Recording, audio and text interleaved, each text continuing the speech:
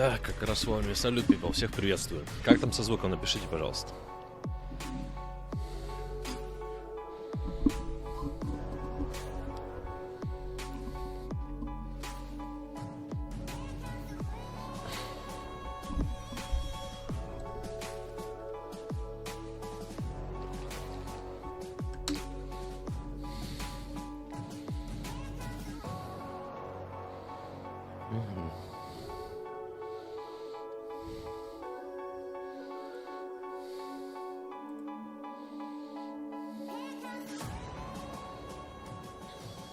Привет, Андрюх.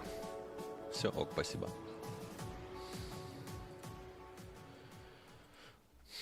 Так, ну посмотрим. Записочка. Это у нас было вчера 19. 108.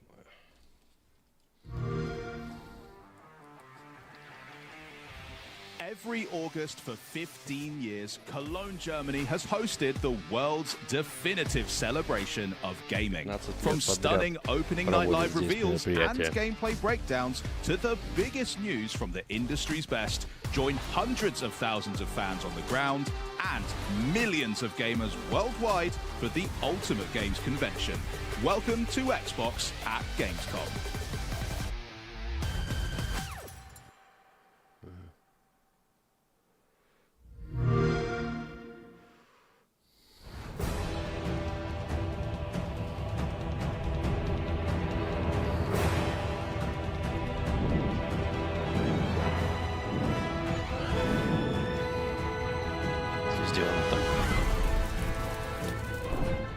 A war to end all wars.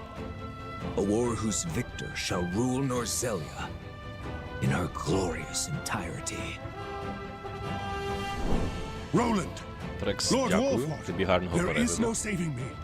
The future of Зараз Glenbrook просто lies in паралельно your ще hands now. певну роботу роблю. You're damned right it will. I'll restore this kingdom to its rightful glory. I care only that you and the legacy of House Wolford are safe and secure. As long as I keep walking, there will always be hope. You are responsible for more than just your own life Що як там now. ваша справа? This battle is but the first step on the path Lord Serenoa has laid before us. Let us take this first step together and rejoice. Nothing. You are free of sin. Now behold my power. To victory! Not another step. A battle to prove which of us is more fit to rule Norzelia. A new future is before us. But first, we must carve our way through to it. Hello Xbox fans and welcome to Gamescom. You just saw a trailer Так, а for що нас Triangle сьогодні Strategy from Square Enix, which you can actually play today. очікує? And that is just the tip of the iceberg because this is a huge year for Gamescom. We've got tons of great рогалик reveals, сьогодні должны in-depth показать. interviews and Fight first Simulator. look Интересно, gameplay Dying Light the Beast. presentations. I'm Benny from the Xbox On Call team, of Duty and we're going to Black make Ops sure 7 that you're снова, getting World of wall-to-wall Warcraft Midnight, coverage может, что-то еще all будет. event long, Cronos, so you don't miss Final out on a Fantasy. single thing. But Ну, еще first, что-то let's интересное. head inside and catch up on all those big reveals from opening night live. Thanks so much, Benny. Charlie and Bex here, and I am thrilled to be in Cologne, Germany for Gamescom 2025, holding down the Xbox booth at the biggest gaming convention in the world. There is a ton of amazing stuff packed in the next 2 days, and we finally get to see gameplay for some of the year's most anticipated titles and catch a glimpse of gaming's future in the form of fresh reveals and some surprise drops. I mean, just today, Charlie, we've got a full demo of Dying Light the Beast, tons of new info on Keeper from Double Fine, a custom controller giveaway, what's next for World of Warcraft and Call of Duty, and a brand new adventure starring a certain roguish archaeologist with a whip. And that's just some of the stuff I was allowed to tease after I signed like 5,000 NDAs. Разговоров будет, наверное, много, поэтому... Ну, это больше, я так понимаю, и вдоль стендов будет информация. Ходить как интервьюеры. And explore the wide world of Xbox Play Anywhere. Now, Xbox Play Anywhere, you can buy a game once specs and access it across PC and Xbox consoles, including the Xbox Ally and Ally X. Even better, matter. Your progress travels with you, so you can bring all your saves, your add-ons, your friends, and all those delicious achievements along. So whether you're online on the convention floor waiting to play your favorite game, posted up here at the Xbox booth with your beloved Xbox On team, visiting our battle-ready neighbors at a very impressive Call of Duty Black Ops 7 booth, chilling with the Warcraft team over on the World Warcraft Midnight booth, hanging with Asus at the ROG Ally all the way over in Hall 8, or looking at the latest tech offerings from Samsung this year at Gamescom. Anywhere kind of truly is the best place to play. But right now what we're going to do, Bex, is quickly recap what Xbox revealed last night at the opening night live celebrations. Are you ready? Let's get into it. I mean, we got a brand new and very charming Companions trailer for the Outer Worlds 2 that revealed 6 new friends to travel the stars and zap things with. Zap-a-zap! The Dynasties of the East expansion for Age of Empires 4 Anniversary Edition also got announced, and they also revealed a release date, so you can start organising your troops on November 4th. Mark it. We also found out about the massive new Indiana Jones and the Great Circle expansion, continuing Indy's investigation of the Ancient Order of Giants. Ancient Rome's biggest secret awakens September 4th. Excited for that one. After decades of supporting the Hayabusa clan, Raven Clan is finally taking center stage in Ninja Gaiden 4, which we saw an awesome new trailer for as well. And according to Team Ninja Bags, I don't know if you got this, they have a secret ulterior motive that will really shake up the story when it drops on October 21st. How very sneaky. As anticipated, we got a truly immersive look at Call of Duty Black Ops 7, releasing November 14th. Yes. The new game's got twisted environments, a campaign that supports 4-player co-op, zombies, Dead Ops Arcade, and even a new mode called Endgame to keep your squad busy for years to come. Really impressive stuff, that. So good. We also saw Blizzard storm through with the gorgeous and never-before-seen cinematic intro for the World of Warcraft Midnight. The ancient home of the Blood Elves is under threat, and they'll need to tap into the power of the Sacred Sunwell to keep those shadows at bay in 2026. Plus, today we'll have even deeper looks at titles that were shown at Opening Night Live, like Keeper, Dying Light the Beast, and LEGO Voyagers. And in a few hours, this very broadcast will play host to a special edition of the official Call of Duty podcast. But to get the party started, here comes all the latest details on the Xbox Ally, which has been so hotly anticipated ever since it was announced at the Xbox Games Showcase. The vision around Xbox has really transformed over the years of people playing on multiple devices, people playing anywhere. We know what players want. They want to game on their own terms. This was a #1 request from our fans. We're working in close partnership with Asus on a brand new handheld called the Xbox Ally and the Xbox Ally X. The best game library on the go basically changes everything. It feels like we're finally hitting an inflection point now where I'm able to take the game that I'm playing on my beefy home PC gaming rig and take it with me on a portable device. The big question a lot of players have is how are PC games going to play on a handheld form factor? The games are largely going to play like they do on PC. The Xbox Ally targets 720p, while the Xbox Ally X targets 1080p. Most titles will perform between 30 frames per second and 60 frames per second, but certain games have the potential to hit up to 120 frames per second. As frame rates rise and fall, variable refresh rate, or VRR, will deliver a consistent and fluid visual experience. Players can further fine-tune a variety of device settings in the command center, from optimizing battery life to remapping buttons. The Asus Armory Crate has 3 distinctive settings that are really great. There's the silent mode for these dark gaming sessions you will have. There is a performance mode, so your battery life is optimized. And then, of course, for the top performance factor, you would use turbo mode. When we talk about optimizing for handheld, it's less about stripping games down and more about ensuring playing the game on a handheld is as easy and effortless as possible. Games that run at 30 frames per second or above will get a should perform well on this device tag. Games that hit 60 frames per second or above will carry a should perform great on this device tag. Games that haven't been tested yet will have a performance check not available yet label. As more games are tested, updated, and optimized for handheld, these labels will evolve over time. This is about giving players a device with no obstacles to fun. So one example is making sure that it's going to work seamlessly with a controller. Are all menus and prompts working as intended? And are those UI elements properly sized for the smaller screen?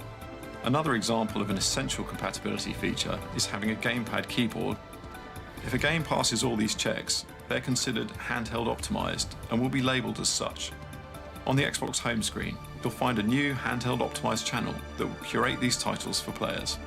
We test on the Ally all the time as we're building Roblox. For a player, that means more immersion, better graphics, smoother animation. You get to play games the way they were built. If you're playing Doom the Dark Ages on the PC or the console, you expect an ultra-responsive, fast action FPS experience. On your Xbox Ally, Doom the Dark Ages will be every bit as fast and responsive as you'd expect. Было бы интересно глянуть, как Doom играется новый. One of the awesome things about PC is that there are so many places to get your games. We think about having this unified game library and how it can bring your entire game collection together. Any recently downloaded and played games from other PC game stores, from Battle.net, the Epic Game Store, Ubisoft, Steam, GOG, or EA, the Xbox app automatically finds them and will show them in your game library. And right on the Xbox home screen, under Most Recently Played. My most recently used game should be something that sticks with me everywhere I go, creating a unified user experience. You're going to see games you've played on Xbox. If it's a PC native game, you're going to be able to play it right there. If it's a console-only game, you're going to be able to stream it from the cloud. If you're down in your basement and you want to stream direct from your console that you've got upstairs, you're going to be able to do it. I'm able to continue to experience the worlds and characters that I love anywhere that I want to play. This is going to be awesome. Now we literally have a device that could go with you everywhere. Правда, тут вопрос, конечно, битрейта и все остальное. Hey there everyone, I'm Henry, and today I'm joined by Dom and Brianna from Xbox and Gabe from our friends at Asus, who are going to tell us a whole lot more about the ROG Xbox Ally and the Xbox Ally X, which are the very first handhelds giving Xbox fans the freedom to play anywhere. Thank you so much for being here, and welcome to Cologne, guys. How you doing? Thank you for having us. It's been busy getting everything ready, but we're super excited to be here. Well, I gotta say, it's incredibly distracting having the Ally X in front of me. I want to just grab it and have a go, but why don't you tell us, why is Xbox making a handheld right now? Handheld gaming felt like a really natural next step for Xbox. Being able to break out of the living room and play anywhere is so central to our vision of putting players at the center, wherever and however you want to play. And we saw this wave of innovation happening in the handheld space from brands like Asus, and we knew that we could fuel that with so much more energy from Xbox. So when we started talking to Asus, it became apparent like how much more we could do together. We share the same obsession with our players and our devices and gaming in general. And we just realized that by building a device together, we could do something much more special and much more quickly than either of us could do alone. And so that's what brought us to the Xbox Ally. The Xbox Ally really brings together that power of Xbox with the full freedom of Windows. That means that you can play your PC games natively from across storefronts. You can play your Xbox Play Anywhere games natively, and you can stream your console games as well. And really, this is just the beginning. Like, we have such a huge roadmap of improvements that we're going to continue building, continue delivering for our players. We're always listening to feedback, but I'm really excited for this first step. As a device, it's got a really quite unique look about it. Gabe, can you tell us a bit about the hardware design of the Ally? Absolutely. The design of the ROG Xbox Ally features natural ergonomics, comfort, and user familiarity. These solid contoured grips familiar with that Xbox controller we all know and love. And so design starts with your hand, right? We think about our opposable thumbs. Раньше я переводил, сейчас не хочу, есть сабы, и там, собственно, визуал все показывает. Они из пустого порожня, ну, типа... Такой нет смысла даже переводить, потому что все равно надо брать в руки тестировать. It really rests into your palm, and you're using your palm to pick up these devices. And I say it's kind of like a tray-like feel. With the ROG Xbox Ally series devices, it rests into your fingers and then into your palms, and then allows you to curve over, giving you the freedom to use that to play. On our wonderful new ABXY keys, with the tactile full and color coloring of the new Xbox controllers. It's not as simple, though, as just taking a controller and splitting it in half and putting a panel inside. Really, that would cause you to flare out. So there's a subtle detail of how you kind of want to have you fall in and be natural. And those contoured feels and this natural feeling really helps with the overall weight distribution. And that means comfort when you play long on these devices. And so with the Xbox Ally series, you're going to be able to play longer and play comfortably. And then with the ROG Xbox Ally X, you then have the access to the impulse triggers. So then you're able to feel everything and be part of the game and immersive inside and in terms of all of the things that you would be familiar with on your Xbox controller today. And so you get all those game-centric cues coming through on your device. It's so like fully fledged and very well optimized for gaming, which is why I need to ask, how has the Windows experience been optimized for gaming, which is primarily what we want to do with an Ally? Yeah, absolutely. I mean, this has been a huge collaboration between Asus, Xbox, and Windows. And so we really thought about like what makes playing on Xbox so unique, and how can we bring those elements together with what makes Windows 11 so great for PC gaming. And that really led to, from my perspective, 3 big features. The first one is the Xbox full screen experience. The Xbox full screen experience is extremely tailored for the handheld device, for controller navigation. And right from the moment you turn on the Xbox Ally or the Xbox Ally X, you launch directly into this Xbox full screen experience. But what's even more interesting about what's happening here is not just the experience itself, but what's not happening. Я так розумію, ти напряму направив кошти, і тому воно не відобразилось тут. Тому я відображаю зараз програму. Дякую тобі, друже. Я сьогодні планував прям чітко 4. Все це дивитись, але тут намалювалась робота невідкладна, на жаль. Тому я намагаюся якось сумістити все це. From different storefronts. This makes it super easy to launch your games, kind of stay in that Xbox full screen experience for more of your experience, and just really experience the full value of the device. The third feature that we've really invested deeply in is the Play Anywhere feature. So Xbox Play Anywhere has been a program for a long time, but we've really been investing in it so deeply, and there's now over 1,000 games that support Xbox Play Anywhere. For your Xbox Play Anywhere games, you can bring your progress, your saves, your achievements from your Xbox console or your Windows PC to your Xbox Ally, just again making that really so seamless. And again, we have a huge roadmap of improvements we're working on together and with the Windows team. So it's really exciting, and I think there's going to be so much more to share, and we're always listening to feedback. But these 3 features, to me, like, are what make the Xbox Ally so special. So ergonomics, they're locked in. We've also got just a lightweight Windows primed and ready for gaming. Gabe, tell us a bit about the horsepower behind it and the partnership you've got with AMD to really make games shine. Absolutely. We're really pushing the boundaries of silicon with this device. Efficiency is the Xbox Ally superpower. These class of processors are tuned specifically for handhelds. I'm super excited to talk about what's in the Xbox Ally X. It hosts the Ryzen AI Z2 Extreme. We've taken the best performing processor on the market and added NPU. That means you're ready for new frontiers in local AI gaming while having the best efficiency possible on these new amazing generational changes with the Z2 Extreme. For the normal Xbox Ally, we have the Z2A. The first time a handheld processor of this type has been productized for Windows. So that means amazing performance from 15 to 20 watts. Again, efficiency is the superpower. And so for that part, I would say we also can include AMD's fluid motion frames. AMD's fluid motion frames bring smoothness and additional frames to allow you to enjoy that wonderful gameplay that's available for thousands of games and only on Windows. Lastly, I would say we're going to bring the power of AI to our devices. So for both the Xbox Ally and the Xbox Ally X, you'll be able to have Copilot for gaming, a game guide you can call from the Xbox menu that assists you while you play. It's all super exciting. Brianna, I don't think we keep anyone waiting any longer. Why don't we take a look at how the Xbox Ally X works? I think we should get a camera in here as well so that people at home can definitely take a look. But show me how you turn on one of these things. Yeah, so one thing that's great is there's a fingerprint reader on the power button. But as Don mentioned, we made a lot of improvements in Windows to help add gamepad navigation across the device. So I can press A to dismiss the lock screen, and I can navigate all elements that I would expect to with a gamepad. Это они не переключаются, потому что так долго загружается. We've added gamepad indicators to the pin pad, so if you're familiar with them on console, you'll be able to enter your pin or да, have your own kind of как всегда будет. Пока к нам доедет, уже будет that you would have to put in your password quickly. You can also use directional navigation, and we really want to give the flexibility to the players of how they want to get into their gaming session. На тот рогалик, который уже есть. No one's going to look like what the pin is. I'll get my own later, don't worry. Yeah.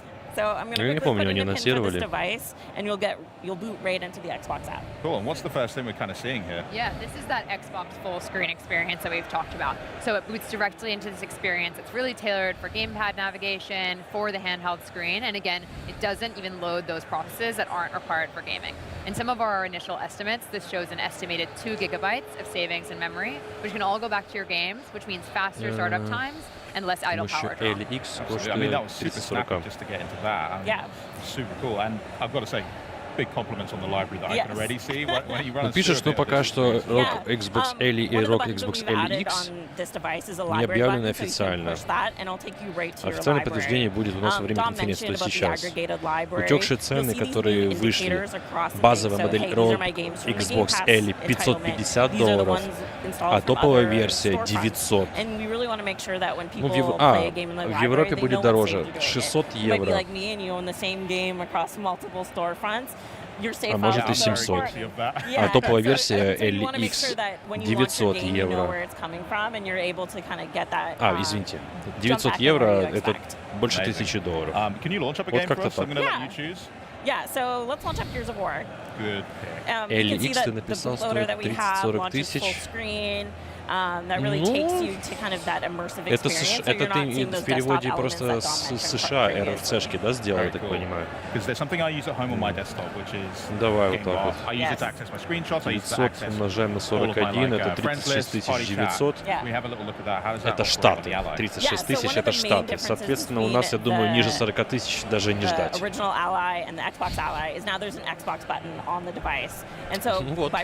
собственно, мы выяснили. Optimized view that we shipped last year called Compact Mode that takes that same widget model that we have before that's completely extensible, but it puts it in a more streamlined, optimized form for these handheld devices. So it lets you quickly get access to device settings and most importantly, Command Center. Nice. So instead of having multiple overlays that you're juggling, it's all in one overlay and it's all in game bar, and so you can get access to some of those awesome AMD features as well as the Asus features that you've been known for before to be able to navigate those and adjust those kind of performance settings on the fly. По заявленным ценам, типа, и 36 тысяч это хорошая цена. В то время они ну, это по утечкам, они же еще не заявили. Может быть, цены, кстати, и снизятся, может, это предварительно, типа, не знаю. То есть, если €900, а какой курс евро? Ну, хотя по нашему курсу, наверное, не знаю. Ну, короче, нормальная цена, как по мне, 36 тысяч. Опираясь на заявленную, имею в виду.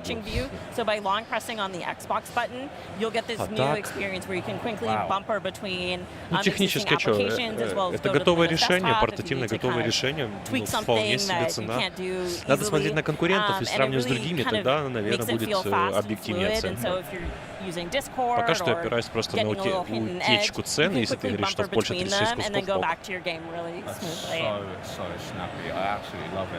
Dom, is there anything else you'd like to add as well? Будет дороже, конечно. Yeah, I mean, this is really our Xbox experience reimagined for handheld gaming. Ну, не думаю, built что in насильно. collaboration with Asus, Windows, Xbox, and allows you to have that full immersion and effortless play. But really, games are at the heart of what makes a great Xbox experience, and that's why we're developing a new program called the Handheld Compatibility Program. And this will help you really easily understand what games play well on your device across things like text size, в Европе должно стоить €900. Вот посчитай. Просто мне неудобно злото считать. Что там по курсу? Вот €900 это реально будет, как ты думаешь, для Польши? Let's do it. 45 тысяч. А, просто так вот добились.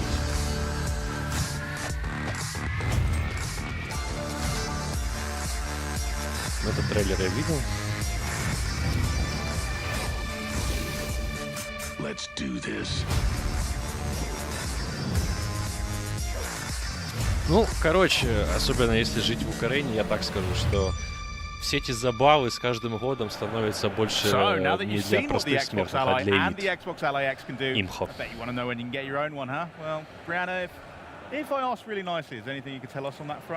Yeah, I'm excited to share that the Xbox Ally and the Xbox Ally X will be available worldwide. А сколько пятая PlayStation стоит в Польше?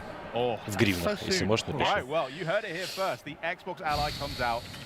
Не прошка, просто пятая. Thank you for that, Brianna, and to all of our guests here as well for stopping by today.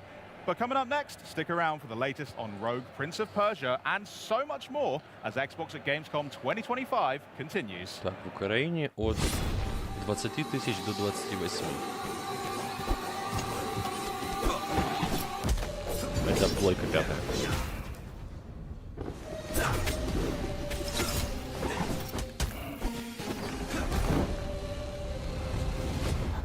Ну, учитывая ЗП в Польше, то как бы норм.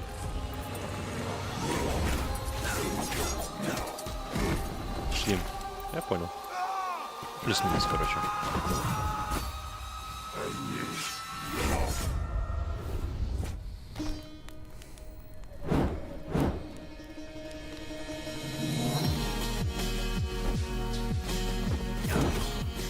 Кстати, вот этот «Принц Персии» выглядит намного лучше, чем вот мы смотрели это какой-то непонятный ремейк детский.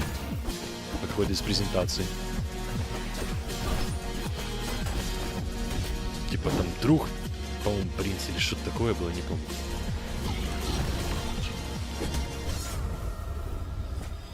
Привет, Ань.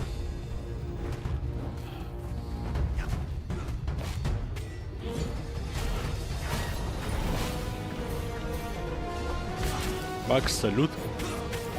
Що як справи?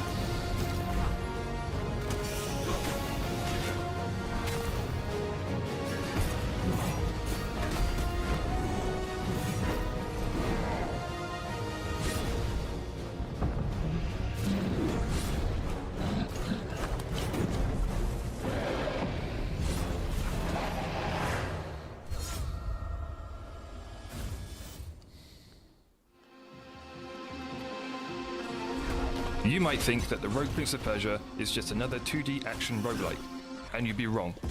Yes, we have plenty of deadly weapons, powerful abilities, and game-breaking builds, but what makes it different? I'm going to tell you. No, you This is 2D parkour in full flow. You wall run, vault, and somersault through the world, blending traversal and combat into one seamless movement. Активная довольно игра. If you're looking for Prince of Persia DNA, then shine a black light on this. It'll light up like Times Square. And that wall run? That is the first of its kind in the 2D game. Every fight is a chance to move with style. You're not just swinging a sword, you're fighting with everything. Kick enemies into traps or into each other. Vault to dodge attacks. Wall run over hazards. Dive to stun. Boot rocks and arrows into the faces of your foes. Ну, прикольно, что сражаться можно в зависимости от окружения. This is acrobatic and environmental combat that rewards creativity and looks damn good doing it.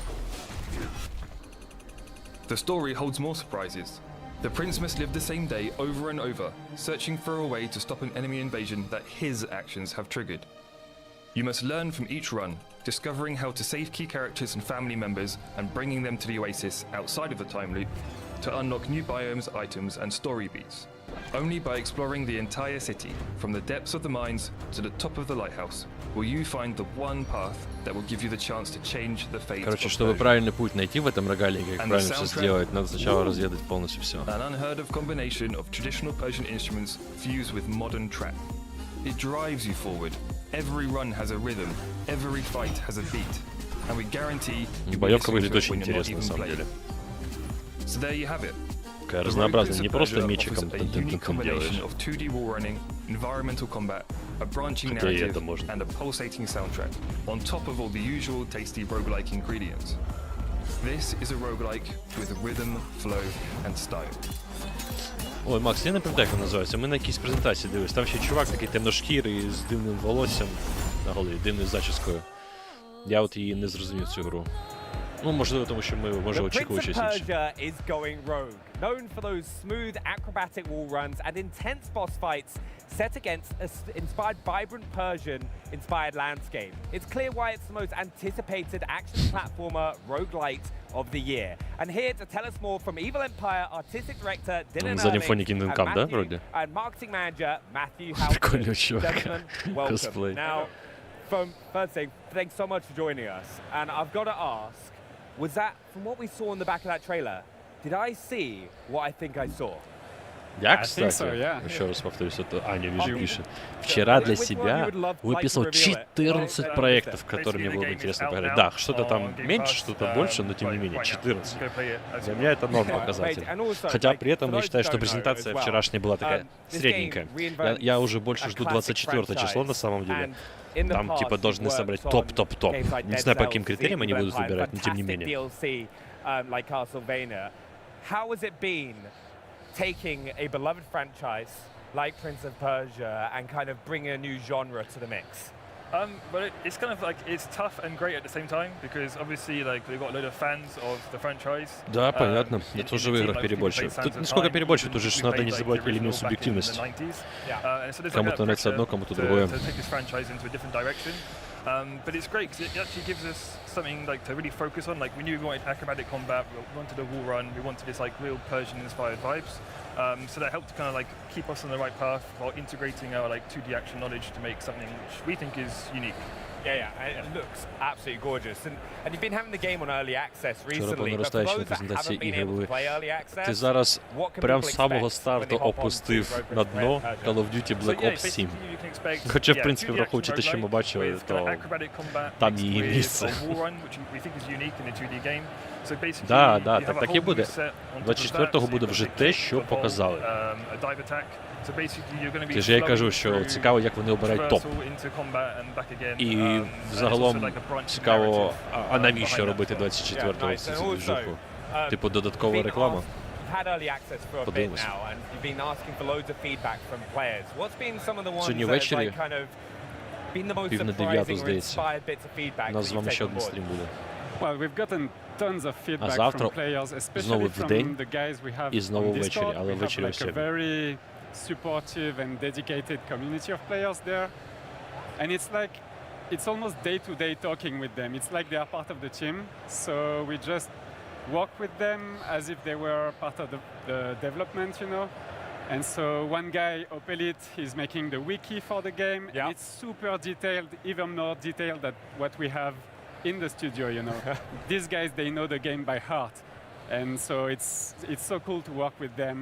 And another one called Andrew is a super fan, and a good anecdote is that he had a baby during the production of the game, and so we celebrated it. I did a sketch of the friends with the baby and everything. Oh, that's amazing. Yeah, these guys are truly part of the team, and просто геймплей навіть вчора там показали якийсь. Типу, Nothing special, нічого нового, ну типу, і що? І ще й кошти там, блін, це крило літака. Yeah, that's something truly unique, and like the Shadow, привет. Я вообще ничего не понял, что ты написал.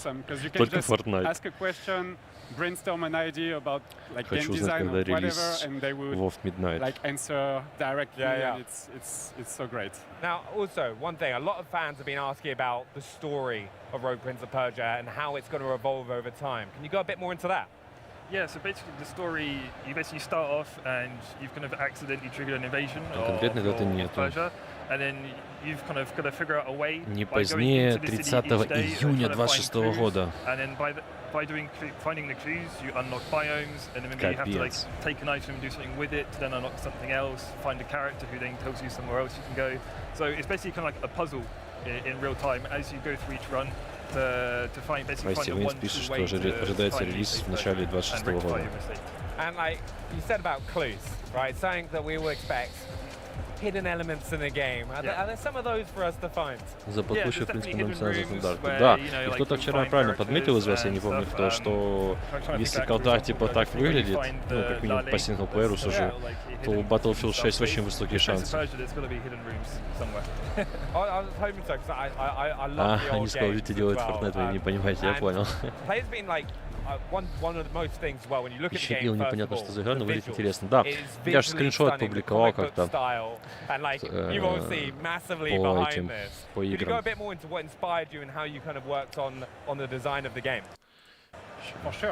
So we wanted the game to have a unique look, like something that would not have been made before.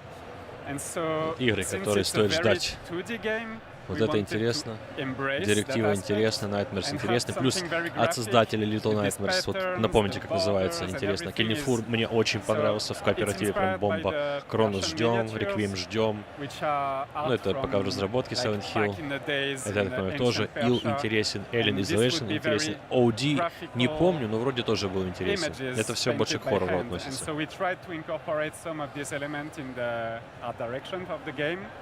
And the other inspiration is the French comic books. Yeah. So we really wanted to have some of this in the game because in the art team we are big comic book lovers. And because we wanted to be super like innovative, we used Moebius as a reference because nobody does that in the games. No, yeah, but he's a great artist, so he was one of the main reference. And also, you mentioned Discord earlier as well. Have you like taken any fan-inspired feedback on some of the art that you've used in the game? For sure. We had some fun contests on the Discord. And so, for example, we had a skin contest at some point. And player would like throw whatever crazy type of prince costume. And so we had like a voting for the favorite skins, and I think 8 or 9 of them. Да, я тоже не слышал, но что-то ее не было вчера. Надо проверить, может уже Steam починили. And if there's anyone else who wants to get involved, are they able to do that as well? You mean the players? Yeah, like the players can get involved to give feedback. Yeah, for sure.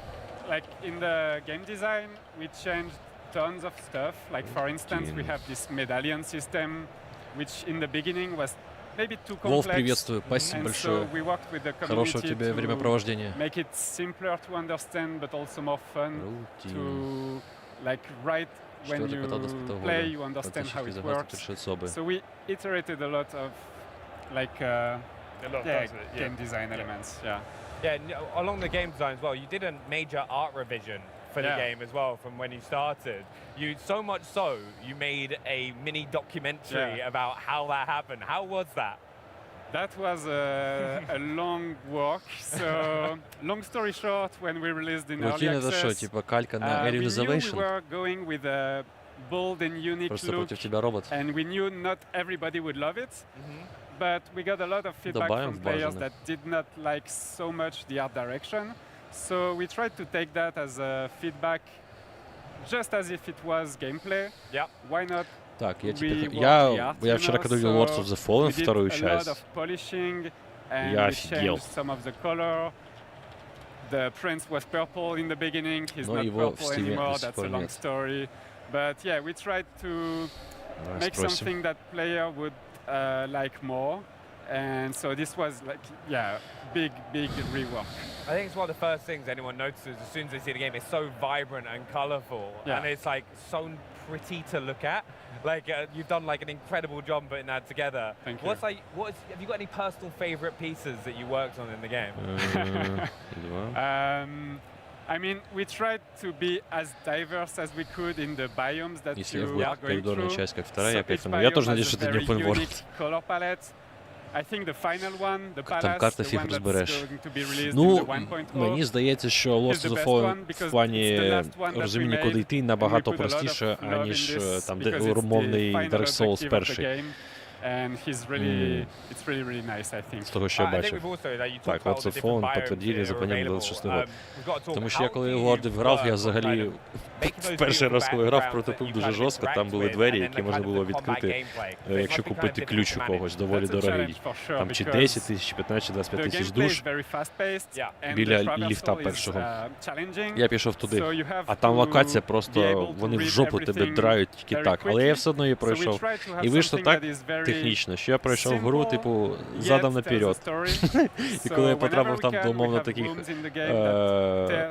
ну, босів, яких я повинен бути проходити раніше, я їх просто отак от нагибав.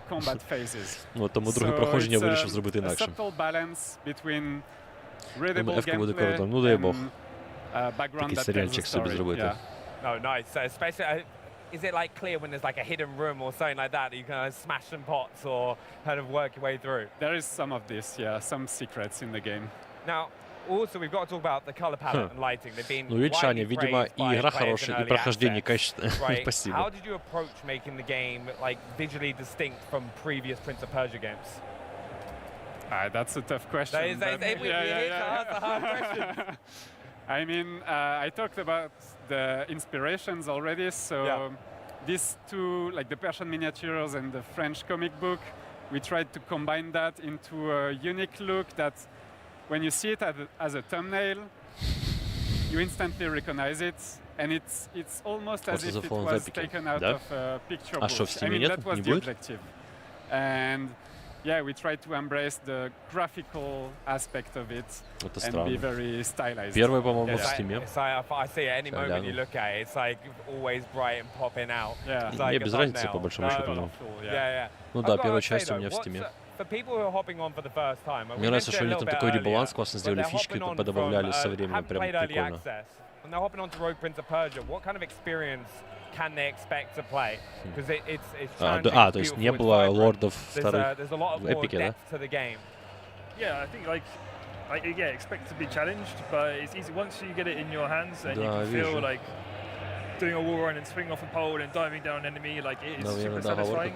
So just be prepared for like acrobatic combat, use all your moves. Like we said in the trailer, like it's like playing a Jackie Chan movie. Блин, лорды очень красиво выглядят. Я кайфую. You're jumping around everywhere, like just be prepared to have fun, I guess. Как этого первого босса звали, тоже на ангела похоже было. That's always the thing I fail in doing. I'm always like trying to speed run everything. But have you got any last things that you'd like people to keep an eye out for Rogue Prince of Persia? The Fallen. I mean, go play the game now. It's out, so кстати, может быть, Cronos уже тут тоже есть. Yeah, we'll definitely be doing it. But guys, thanks so much for joining us, Matthew and Dylan. Really appreciate it. I look forward to hopping on. And also, a big thank you to the whole team at Ubisoft. You can start sharpening your platforming skills and scimitars right now. And remember, the Rogue Prince of Persia is available today. And in case you're buzzing for even more 2D fighting action, here comes a trailer that's a little less reflex and a little more tactical. Then we'll be back to check out all that's new in Grounded 2. Don't go anywhere. This is Xbox at Gamescom. My turn.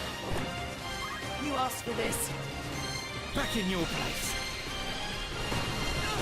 Silent Hill F в эпике Visual 1475 гривен. Prepare yourselves at once. Time to prove myself.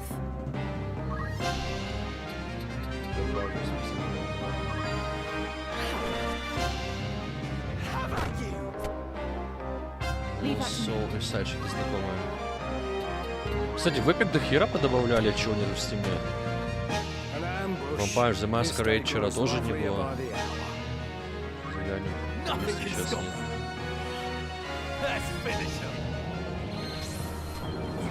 Да, Vampire the Masquerade Bloodlines 1 есть в Steam, 2 нету. А, не, подожди. Есть в Steam 2 часть.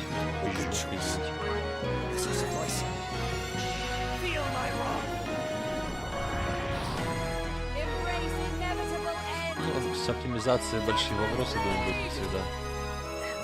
Но тут что поделаешь. Если будет DLSS и генерация кадров, уже можно будет выдохнуть. И главное, чтобы они еще работали. А то бывает, игры делают, включают эту функцию, но они не работают нормально. Такое бывает, да.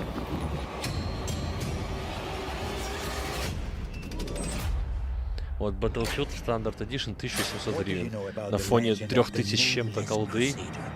Fierce Warrior. Fought in Siege of Antioch, 1097 AD. Лордов попадение было норм. Да, неплохая. Я ее еще на 2070 Super, по-моему, проходил. Там вопрос у меня был только к одной локации, это в хабе. В хабе там чуть-чуть FPS, конечно, приседал. А так... Я буду сказка, песня.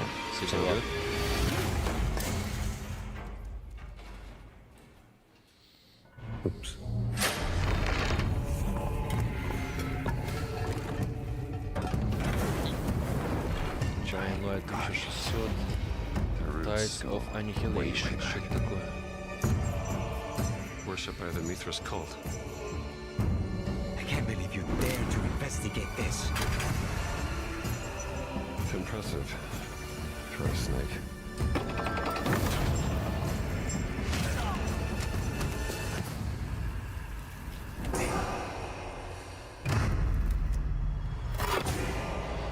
says semper vivus, always living. Not dead. He's not in a tomb. Оливка салют. Як справи?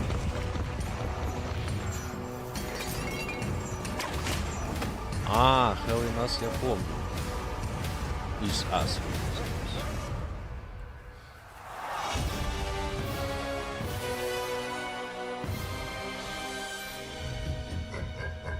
Довольно любопытно проходит. Есть демо? Опа. Сюда. Well, you just caught the trailers for Final Fantasy Tactics and Indiana Jones and the Great Circle Order of Giants, which we'll be taking an even closer look at in a little bit of time. But now it's time to dive into a game that hits a little closer to home as we learn all about the big bosses, bigger biomes, and brand new big buggies coming to a park near you in Grounded 2. We've got Chris Parker and Justin Vasquez here from Obsidian and Eidos to break it down into very small, teeny, tiny parts. I mean, they say good things come in small packages, so thank you so much for helping me unwrap these presents today, guys. How are you today? We're well. Thank you for having us here. We're very excited to be here to talk about the game. Yeah, doing great. Super excited to be here. I'm honestly so excited to gush all about the fun I've been having in Grounded 2 since it launched now a month ago into early access. So I've been having a blast, but how's the experience been for you two? It's been an incredible experience. We're so blessed to have such an amazing community around Grounded 2. Everyone just reacted so well to the announcement and the fact that the game was coming to them so quickly. And seeing the game in players' hands now, everything that they're doing with it, all the fun they're having with buggies, all the fun they're having in the park, all the different builds that they're making and breaking, and all the great feedback we're getting, it's just getting us super excited and really focus on how we can make the best Grounded 2 possible with our community. I love that. Chris, have you been having a good time with it as well? Yeah, I'm just so excited about how well it's been received, because you know, when you're making a game, you have this passion, you have this joy, you really want it to be something that the community is going to love, and they already love Grounded 1, right? So much passion there. And so until you get that into the players' hands and the community's hands, you just don't know exactly. You know, you can hope, but until they've actually sort of tasted that meal, you don't know how it's going to go. And so it went out there, people are super excited about it. They have tons of stuff to say and tons of great ideas, and we love that. And it's just been really exciting. Amazing. Что не знаю, мне такие презентации болтовней утомляют. We've been digging in a lot. It's been so much fun. And obviously you mentioned buggies, one of the big new additions in Grounded 2. And how has community feedback helped improve and expand that kind of area? Они как-то неживыми выглядят. That's a really good question. For us, the buggies were such an important feature to bring to life because it was the #1 requested feature from Grounded 1. Yeah. And so it was a big reason why we wanted to do a sequel in the first place, because we knew to do the buggies properly, we'd have to build the whole world from the ground up to support them and to really make them shine. Wow, okay. Ну що, Лего, So for поробиш? us, it was a question. Це більш для фанатів, мабуть. Ой, пардон, зараз. Сейчас пофіксим. У мене просто завантаження в Steam почалось. The balance of how much of this feature do we want to develop and solidify to make it a full experience and to really show the potential of the feature, but not go so far that we don't get the community's feedback. And so we feel like we found that balance with our Red Soldier and our Orb Weaver buggies, and now seeing how players are playing with them, what they're doing with it, and what they're asking for, not just for those buggies, but for future buggies, is really giving us a lot of clarity on where we want to bring the feature, how we want to fulfill its potential, and of course, what Не, Grounded хороший проект. Я до него таки не добрался, к сожалению, что там в копе надо играть. There's so many aspects to buggies. Like Justin said, we we kind of went for the minimum approach and said, let's see what the community has to say about these. We have all of our own ideas that we're like, these are great ideas, but let's see what the community says first, and then we can kind of hone in on that stuff and help that really guide the future of buggies, whether that be with customization or progression, or even what sort of new buggies we might introduce in the world. And what's been really great is seeing everybody's feedback. A lot of it is very much in line with where we wanted to go. Absolutely in line. Yeah. It's all stuff, almost all of it's been stuff that we've talked about. Yeah. Like, and it's great to see that, and especially, you know, we look at what the community feedback says, and our community guys like put it all together, and we count like what's been upvoted and what people are reacting to the most. And the things that they're reacting to the most are things that we're like, yes. Yes, that's what we want to do. This is so exciting. This sounds great. So not only does it confirm our belief that this feature has so much potential, it's really nice to see how aligned we are with our community. And it really feels like we're all one big team trying to make the best Grounded 2 together. One big colony. That's so cute. I totally missed that. Well don't worry, I got you. My buggy is called Ant McPartlin. It's a red soldier ant. I haven't got to Orb Weaver just yet. We're taking our time. Which is a very UK insular joke, but that is fine for you. But have you guys got any buggy names that you're particularly proud of? Any good puns that you've heard? I've got one up my sleeve. You, Chris? Well, no. The favorite one that we always fight around the studio right now is Stinky. I don't know why. But yeah, when we start up a co-op game for the first time, everybody goes and like makes their buggy real quick together, and then whoever names their buggy Stinky first is the one that wins, basically. I always call my aunt Antonio Banderas. The double ant pun there. Double ant pun. And also just because I like to think of my red ant as this like charming, roguish. Я пока Epic смотрю игры, которые планируются на будущее, то тут намного интереснее. That's beautiful. He's your own. Я потом захожу в Steam, добавляю их в этот. We have another first in Grounded 2 with our classes. So, I mean, we were chatting a little bit behind the scenes about, I've been loving the mage class personally, but what has been the most exciting developments from either seeing a lot of players get to grips with these classes or from the team themselves? I mean, when we set out developing archetypes, they were really about just helping players understand, how do I best equip my character for whatever it is I'm trying to do today, right? You're not locked into being a mage for the whole game. You could be a mage one night and then switch over to a ranger or a rogue or whatever. You want to be a sword and board fighter, do that. But let's have the interface help you out, help you sort of like min-max easily into that play style.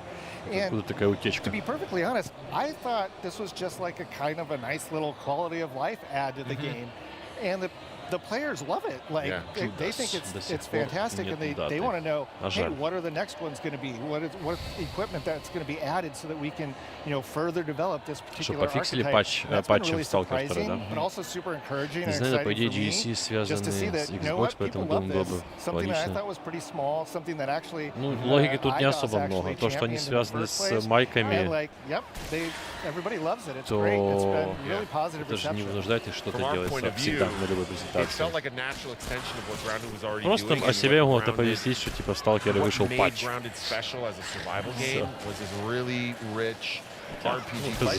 Но я думаю, что ничего такого не будет.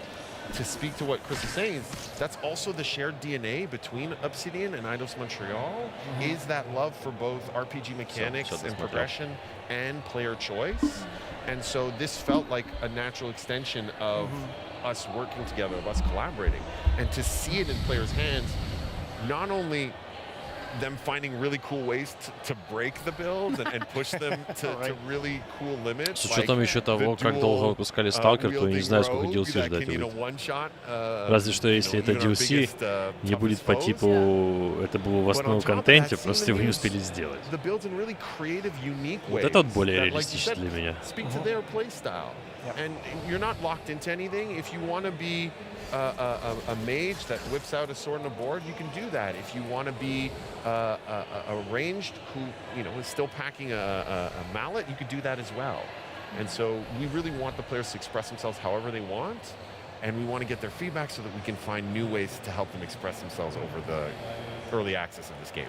Love that. I mean, with new classes, we've also got some new bugs as well in Grounded 2.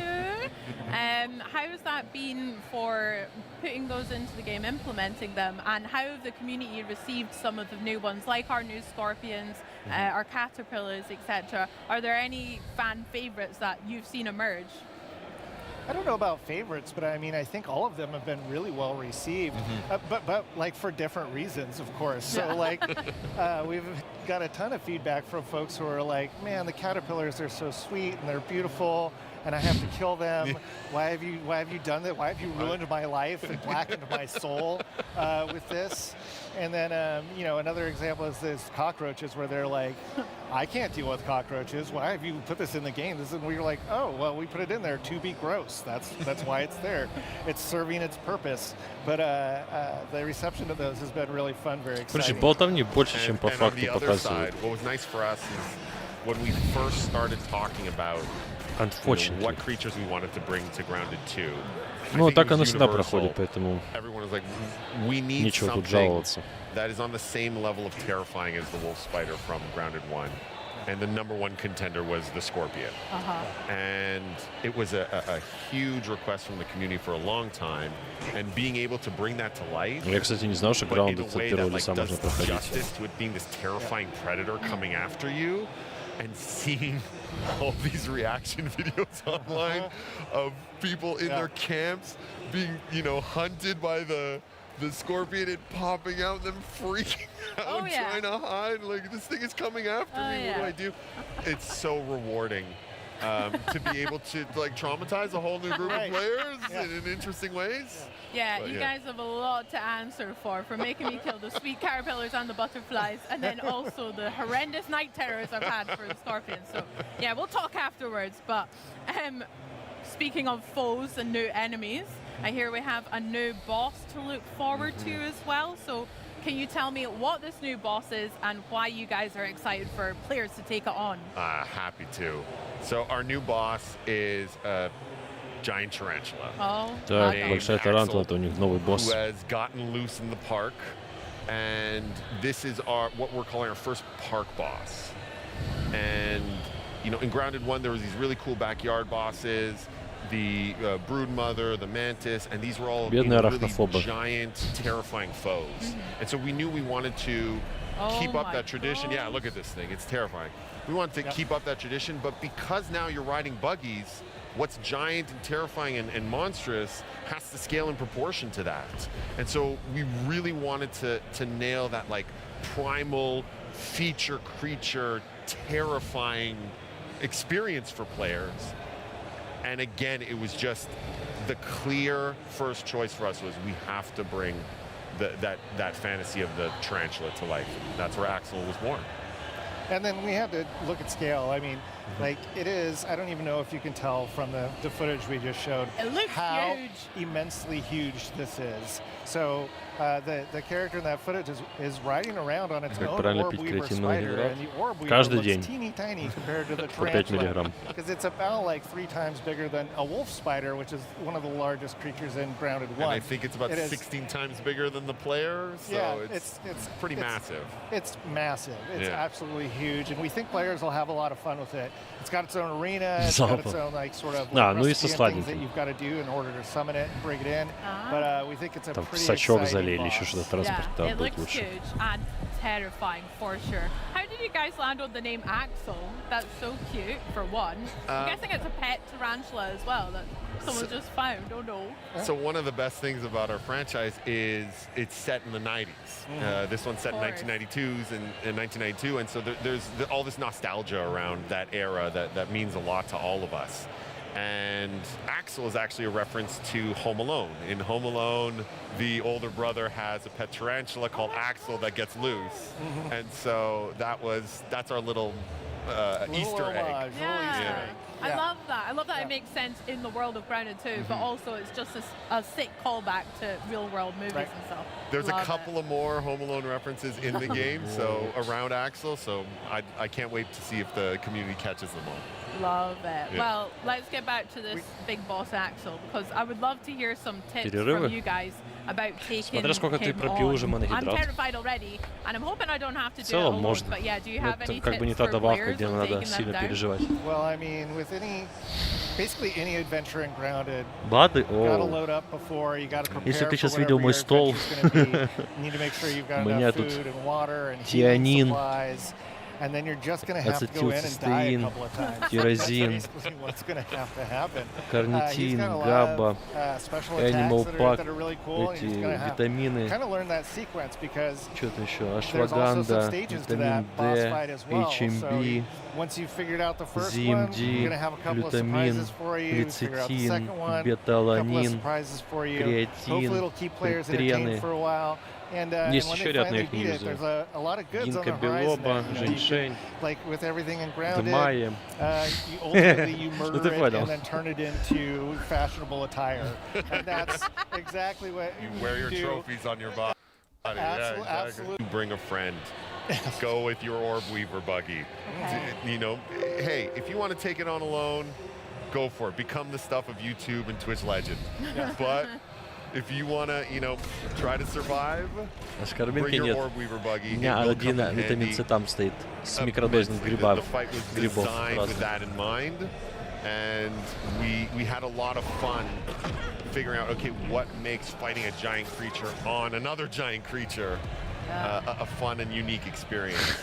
So we really hope that the players will get a kick out of the Grounded style massive boss fight, but now on their own, you know, impressive buggy mode. А ну кофеин Nice. он еще I can't стоит. wait to try it myself and die multiple times, no doubt. Very good.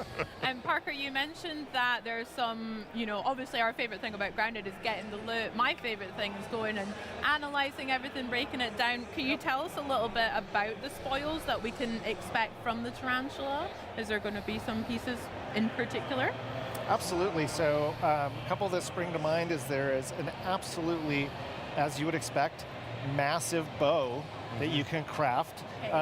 It's sort of ridiculously large, but that's what makes it sort of charming, is that like you made it out of the biggest creature that's been in the yard so far, so it is ridiculously large. You can make yourself a new fancy chest to adorn your base that holds a little bit more stuff, as I recall correctly. Correct. And is of course again fashioned out of axle Я pieces. пиво не пью. You can even Ну, make не в yourself a cool смысле little вообще, а throne. сейчас. There's all kinds of stuff you can do. So yeah. Хотя было, а потом с ЖКТ Most начались in love with, and проблемы. I can't Это wait одна to из see причин. how the community reacts to that, because it's Весной it is лечился, a потом чуть you пару know, раз рецидивов significantly не было. impressive throne for a significantly impressive Я побольше, boss. чем всем презентации. Ну, так это ж в этом суть бродкаст. I can't wait Это to ж see it. I hope it's бродкаст. fuzzy as well. The colors on it look so sick. I mean, I'm imagining your Тут guys' разговоры больше offices с are kind of just, разработчиками you just и have так далее по tarantulas поводу kind of like игры. lying around or any bugs Не, and если stuff, бы тут like, игры that были would be типа great. какие-то прям супер крутые Massive, по you субъективному know, mood оцениванию, boards. тогда Whenever we да. have a new insect, it's just like А a так, wall of terrors. And we're like, okay, which of these is the most interesting как terror говорится, to bring to life? попиздюнькать. And so when we were working on Axel, it was just all of these different tarantulas, and we're looking at them going, I didn't even know tarantulas came in those colors. Yeah. Your dreams must be haunted, but no.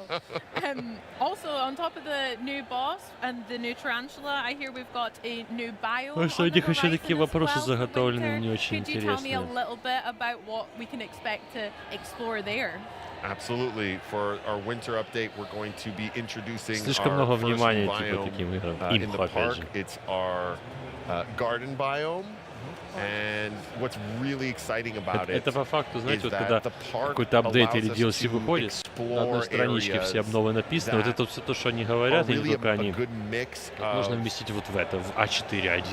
human crafted, handcrafted areas, as well as the more natural Верю ли я в organic рекомпозицию? areas. Ну, тут не, And so не the idea of a верю community дело, но garden есть was very appealing for физиологический exactly такой that процесс. reason. And so we get to Вопрос see, просто в том, you know, our pumpkin patch or a в vegetable какой кондиции человек и garden, чем начинает это or заниматься. a greenhouse. These all feel very organic Так-то, and когда very ты wild доходишь and до very какой-то уже grounded, непосредственной точки, but то have ну, this рекомпозицию уже new практически layer to невозможно. it of, no, this Или is carefully cultivated by очень-очень чуть-чуть. humans to be laid out in a А specific так-то way. потом ты уже And чисто so или that gives us набираешь, или the не opportunity набираешь. to do things from a level design and experience design wise that couldn't be done in Grounded 1, can only be done because of the park. Chris, if you want to... Yeah, no, 100%. You pretty much nailed everything there. I'm just super excited about running around amongst giant pumpkins. The greenhouse gives us the opportunity to make a very humid environment, which is something that we have not had before. I think we have with the слышно на заднем фоне, как кричат, там движ капец. Прикольно, что там можно прийти, там демки какие-то потестировать, игр, которые анонсировали, вот прям вручную, ну, класс. А потом ты думаешь, где мы живем, что у нас происходит, выехать невозможно. Печаль, конечно. Хотелось бы такой эксклюзивчик снимать и привозить его потом сюда. Какие эмоции, представляете, какие эмоции там испытаешь, а потом какие эмоции можно вам передать.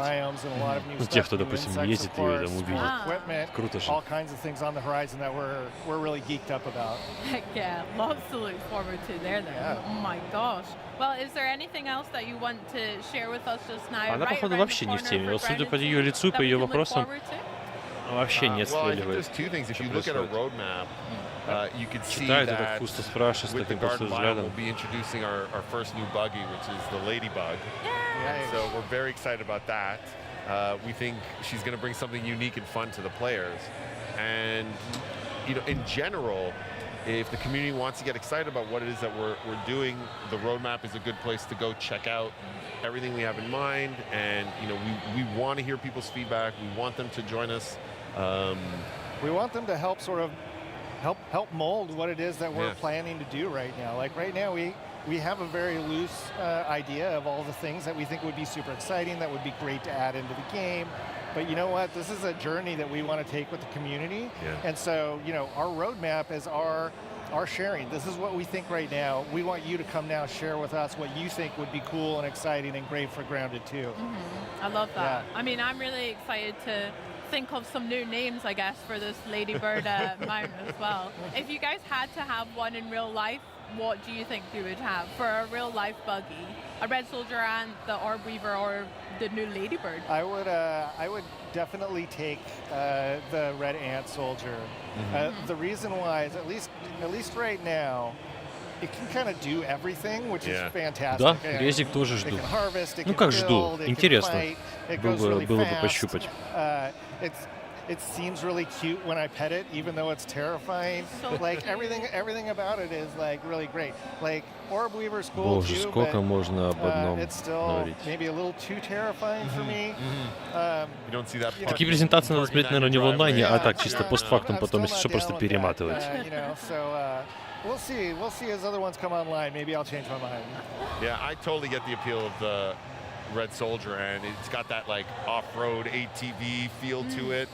You know, that dirt bike that you can kind of take out anywhere. Yeah. But if I'm honest, right now I'm leaning towards the Ladybug. Maybe it's because it's new and exciting, but honestly, because as a player of Grounded 1, that was the one that I wanted to ride the most, you know, and often would just by jumping on it and letting me carry around. I fantasize about like, you know, riding this wild creature around the backyard. And so being able to bring that to life in the park, it not gonna lie, it's super satisfying. Oh, and so nice. Can't wait for the community to get that dream come true. I bet. Oh, well, I mean, we've spoken a lot about community, and it just feels like so clear you guys are so synced up with them. You're listening to the players all the time, but how has both of your teams kind of created tools for players of Grounded 2 to be part of this collaboration, or how can people watching at home kind of get involved with that, the feedback process too? Yeah, I mean, we're up on pretty much every like social media platform out there. The primary one is Discord. The Grounded game is up on Discord, and we have a great community up there. That's also one of the places where it's easiest for people to go look at what does everybody else in the community say, and go ahead and like upvote ideas and discuss those ideas in great detail. And then we have a great community group of folks at Obsidian that go through everything. Да, очень they интересно. respond to every single like customer comment and note and whatever. We try and make sure that people know that we are actually listening to them. We are already weekly getting together amongst our teams and going through all of this feedback and sorting it out and figuring out, hey, what is it that we want to do in the next week? What do we want to do in the next month? What is something that we want to try and do in 4 months? if we don't want to do it, let's talk to the community and see if there's something that's like close to that sort of like makes sense or we can make work. So it's just a whole lot of things, and you know what? Props to the Grounded One team who like built this community and allowed us to actually like, I don't know, follow in their footsteps on this, because the community is on Grounded and Grounded 2 is just so supportive and so great. And you know, it's because I think, you know, we try to interact with them constantly. We try to listen to them. We try and make changes that they want. And I think they appreciate that and are loved. And it's really something special. It's pretty cool. Absolutely. That was something everyone at the team at Eidos Montreal saw right away, that the story of the success of Grounded was that this community wasn't just rooting for the game, they were rooting for the team as well. And the team wasn't just trying to make this game in a bubble, they really wanted to collaborate with this community. And it's that healthy bond between them, that interdependence between them, that resulted in an amazing game. And so of course we want to replicate that success. Of course we want to replicate that feeling for the community. And of course we want to allow that to put us in a position to create the best version of Grounded 2 possible. That's beautiful. That's so fun. Well, I have some ideas that I'll have to tell you afterwards off stage, but can't wait I'm going to write them down yet, and be sure to join that Discord as well to chat more Grounded. But honestly, Parker, Justin, thank you so much. I've had just a blast talking about Grounded 2, and I can't wait for all the new updates that we've got as well. Thank you for having us. Thank you. Like, you know, being able to just talk about the game and a situation like this is awesome. Heck yeah. Thank you so much. No, thank you. I mean, there's so much more to look forward to as Grounded 2 continues to grow. По данным But for now, we go from the PowerWash, первый ground to Xbox the air to бродкаст в explore рамках the Gamescom biggest biome of all, 2025. Earth's atmospheric envelope. There's new places to go and new ways to get there, so let's set a course for примерно 3 Microsoft часа. То Flight есть Simulator трансляция составила 2024. примерно But 3 on the часа. way, we'll have a brief stopover on Starsand Island.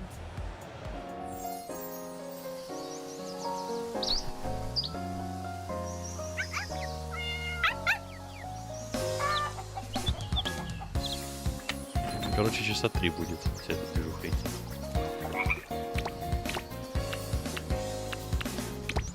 И завтра примерно то же самое. То есть это до 19, из 19 еще один стрим. А там индюшатина, по-моему, в 19.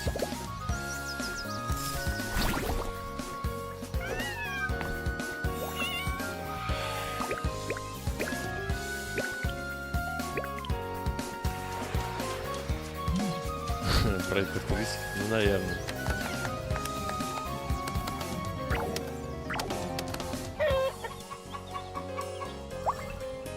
Да не, учитывая тот режим стриминга, который сейчас у меня есть, то мне, дай бог, там 2-3 за год сделать.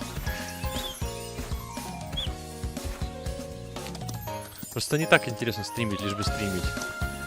Первоначальная концепция другая же была.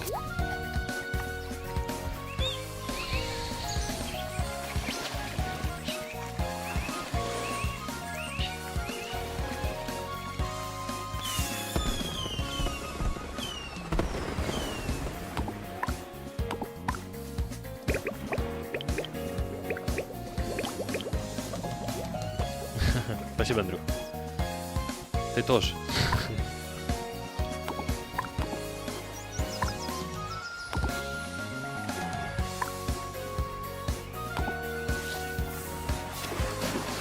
В одежде.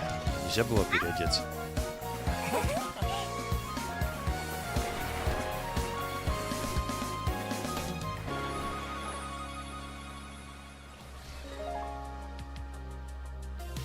Starsand Island. When you think of Flight Microsoft Simulator. Flight Simulator, you might picture soaring over iconic skylines or navigating Капец, как они посторонние шумы заглушили жестко, да? Она же сейчас стоит за стендами, а там же шумно And очень. here to tell us all about the latest updates is head of Microsoft Flight Simulator, Jörg Neumann. Welcome to Спасибо, Андрюх. Gamescom. So Очень great to приятно. see you, Maxi. It's great to be back in Cologne. And you always bring some delightful surprises when you're here in Cologne. What does Microsoft Flight Simulator have in store for the fans here today and fans everywhere? Yeah, I mean, Flight Simulator is a worldwide hobby, but Gamescom and Germany are actually critically important for us as a team because it's frankly the second biggest audience. and so we always try to prepare something special. And that's music to my ears that Germany is so special. Why do you think that is? I think it's the history in aviation. You know, Germany has been since the beginning. Otto Lilienthal, Ferdinand Graf Zeppelin, and Junkers made the first metal aircraft. Lufthansa is super influential in the world of aviation. So I think it's sort of in the in the water or in the air. You know, like Germany is the country with the most registered private planes, for example, in all of Europe. So there's a huge audience. Some of our longest fans are here, most dedicated. So we always try to bring something, and we brought two things today, and we made some trailers. So let's run the first trailer.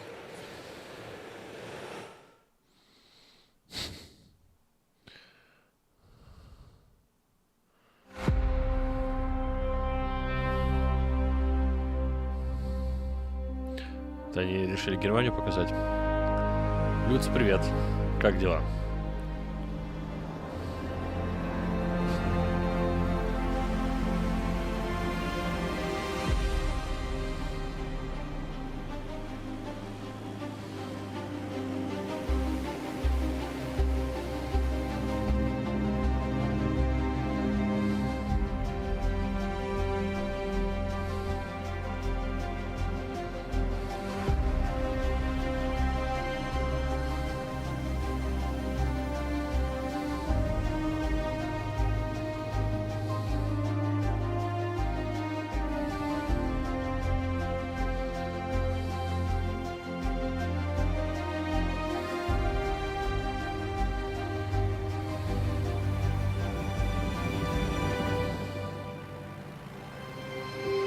Смотрю, параллельно Game2 трейлеры публикует.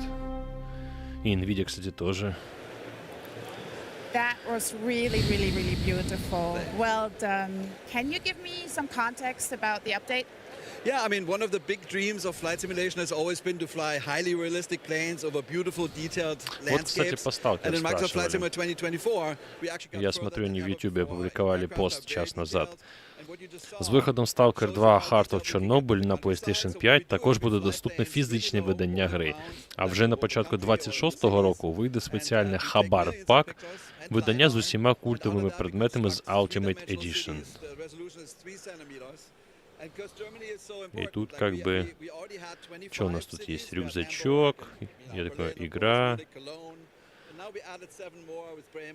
Какие-то ключики, карта зоны, этот военный медальон, или как там называется, сувенирчик какой-то, артбук, лампа-артефакт, фигурка сталкера, патч фракции, письмо от разработчиков, стикеры и постер. Нормально сам как. Да, потихонечку. Потихонечку. And it's been evolved and enhanced ever since. It's now one of the most sophisticated, most flown helicopters in the world. And it's famous for medical evacuation missions. Ну максимум, наверное, по сталкеру, что могут подсказать, это то, что он выходит на пятой плойке. And I'm happy to show another trailer. 20 листопада. Адаптивные триггеры, haptic feedback, динамики, подсветка, жесты на тачпаде и т.д.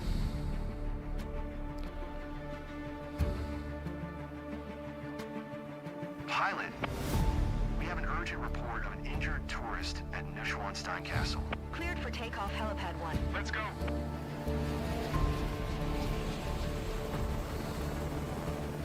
Flight level 10.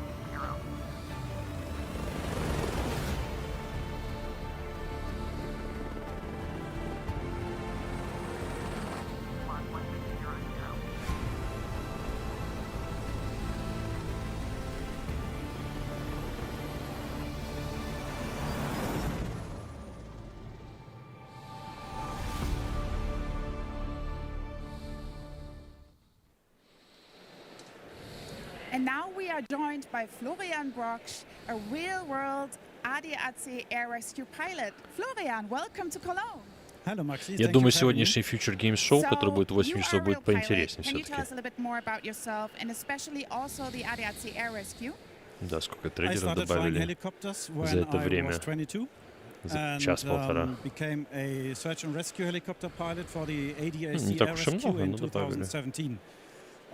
The ADAC or ADAC Luftrettung Air Rescue provides handles up to 50,000 missions a year across 38 stations. I personally work on the station Christoph Westfalen, where we fly 24 hours a day and handle approximately up to 8 missions per 24 hours and fly hundreds of kilometers throughout Germany, especially at night and the bordering countries. Well, thank you so much that you took the time to come here today, and you actually tried out a little bit the Microsoft Flight Simulator rescue mission. How realistic was that for you as a pilot? The EC-135, well, looks really great in the simulator. As far as for the realism of the mission, it's all about the team. It's not just the pilot. You always need the 4 of them, the pilot, the medic, the doctor, and the hoist crew member to complete a successful mission. Beyond that, the Microsoft Flight Simulator is a really great tool to provide pretty realistic pilot experiences. And Jörg, how was it for you partnering with ADAC to make it as realistic as possible? Yeah, it was great. I mean, so basically we had support from 3 pilots that helped us tweak the flight model and give us feedback. It was great to hear Florian's feedback earlier, and he liked it, so yay. We had support from Airbus helicopters and from ADAC, and there we really watched a whole bunch of your missions when he actually saves lives, and that was great inspiration for us to do this mission and the challenge. Yeah, so we hope we got close. Thank you so much, both of you. But the most important question, when can fans fly the EC-135? Right now. So and also the mission and the city update? All that, yeah. So the city update is available in Flight Simulator 2020 and 2024. And the mission and the EC-135 in Flight Simulator 2024 right now, and it's all free. That's what I like to hear. Thank you so much also for always bringing local content. Thank you so much, and also to your team, what you do for us and for humanity. So thank you so much. And now we're going on. Then that's not only what we are happening at Xbox at Gamescom. У нее вообще пустой взгляд какой-то. Я, наверное, понял, с этого читает. Смотрит куда-то вверх.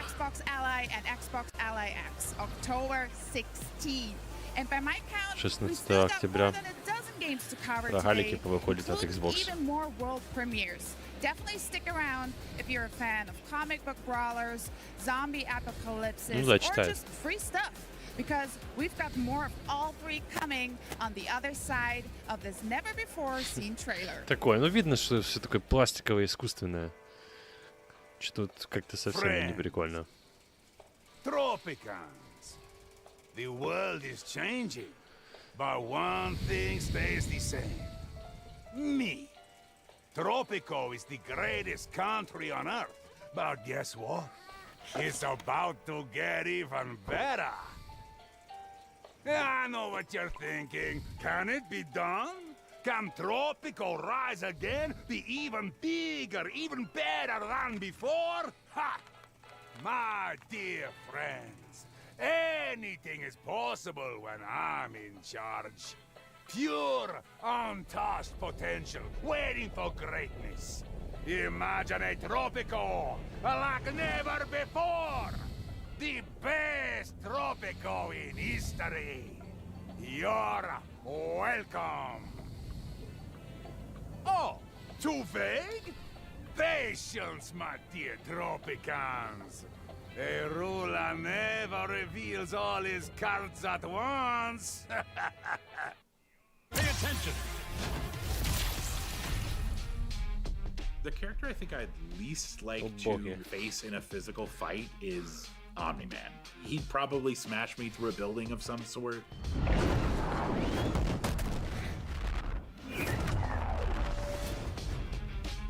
Omni-Man is such a powerful character, even compared to other Viltrumites. We just rewind to Игра в тропиках, да? His brutal fight style is very evident. There's no frills in his gameplay. He doesn't have wasted motion. He doesn't quip unnecessarily. It just conveys the strength of all the years that he has spent fighting as a Viltrumite. What we wanted to do was give him techniques, give him moves that are powerful, that deal lots of damage. It should feel like a bit of an uphill battle to fight this guy. I think we just wanted Omni-Man to be really strong and badass and fun to play.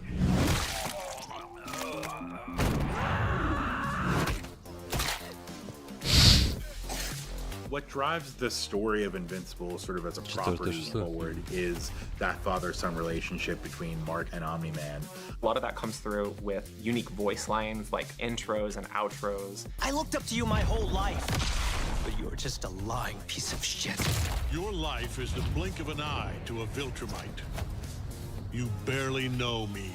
It's that father-son dynamic where they still love and care for each other, but they are at odds with their morality. I also love his moment where he's considering killing his only son and reconsiders and flies away. You've got those two sides of Omni-Man where he's just brutal, a mind of steel, and this superhuman side of him. His brutal style of fighting is so evident in all his gameplay movesets. Omni-Man is one of our balanced characters, so he actually has an anti-air. He's got like this uppercut style move. He's got a projectile, like where he Боже, я не могу смотреть на этого ведущего. Comes out. It's called the boom, and then like when you boost it, it's called the cut boom. We're pulling from when he fights Cecil. We have this move where he like comes flying from above and he slams your head into the floor repeatedly. I love the way he just crushes. And it just feels really, really good. Especially when you boost it, he does the overhead and he follows it up with like a series of just smashes where he just blasts them into the ground. It feels very Omni-Man, it's just satisfying. There's this one move where he does this like trio of hits and he says, "Not even trying yet."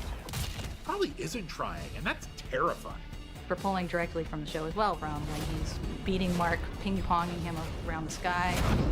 On his Super 2, he says very confidently, "Pay attention." Learn something. I think that really sells Omni-Man, who he is. Definitely check out his ultimate. It's so good. It's called the Destroyer of Worlds. And there's a sequence during the Flaxen fight where he takes the opposing general to this homeworld and just utterly destroys it. So he sees him holding the general's body, blasting through a series of buildings. But there was also another beat that happened at the end of that sequence where it shows him holding this mountain over their scientists. It's that whole sequence all smashed together, and it's fucking epic. Listen to me. Что-то пока эпика я не увидел нигде.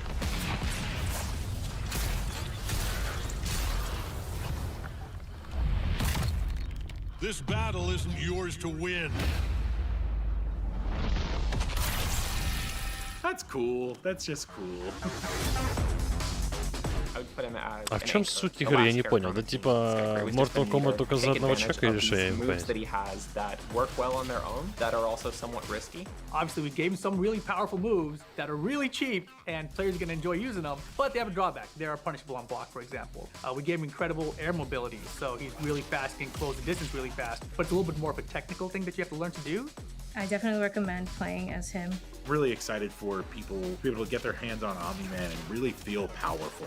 I think that he is going to be beating the crap out of people. He's zipping around, he's punching people, boom, boom, you're done. Уже полтора часа и просто тупо ни о чем по факту. I'm the strongest among us. Следующий бродкаст Xbox можно смело пропускать по ходу и смотреть записи и просто перематывать на нужные моменты.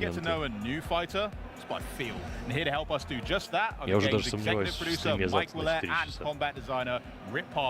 Let's get hands on with Invincible Versus. Thanks so much for joining us, guys.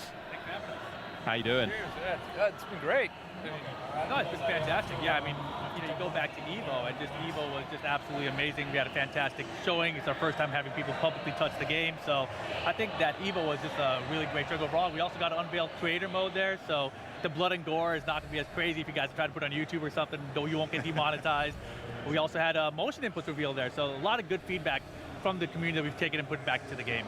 Yeah, no, like you were saying, you've been revealing, like the Quarter Up team have been so busy all summer revealing characters.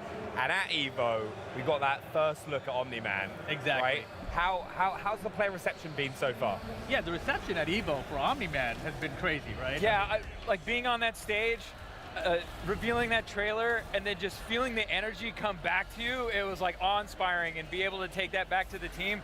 Everyone's super pumped up, so we're jacked to show everybody more.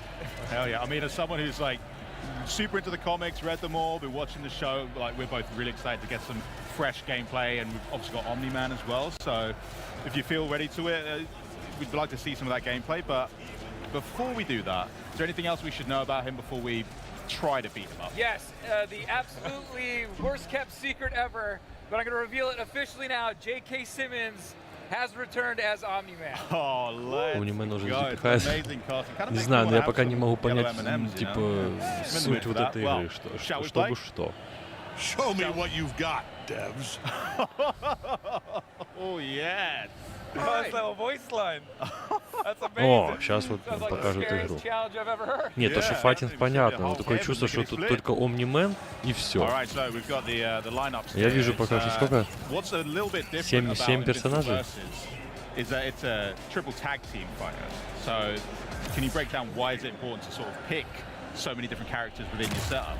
So a tag battle fighting game, so your kit basically is represented by 3 different characters, and characters have a variety of different styles, so you construct the kit to your style of play. It's like, I want to play like a long-range game, or I want to play something more intimate and really bully people into a corner. There's something for everybody, and then there's like your fan favorites, and then there's like some more obscure characters that you don't know much about, but might have really cool tools and some awesome gameplay that you want to dive into, like say like Thula or Bulletproof.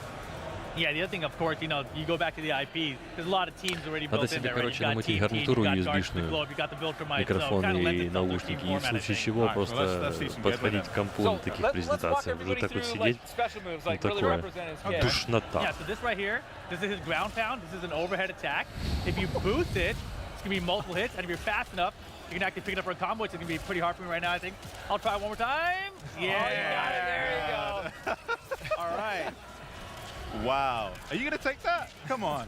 Yeah, why not? First try. Oh, I gotta get him off me with an assist. So this is the ground pound, right? This overhead, really fast attack, really hard to stop, also available from the air. He also has this projectile right here. This is called a Zoom. There you go. Yeah, fresh character for you. If we go into the corner and I boost this version of it, it's actually going to, I have no boost meter.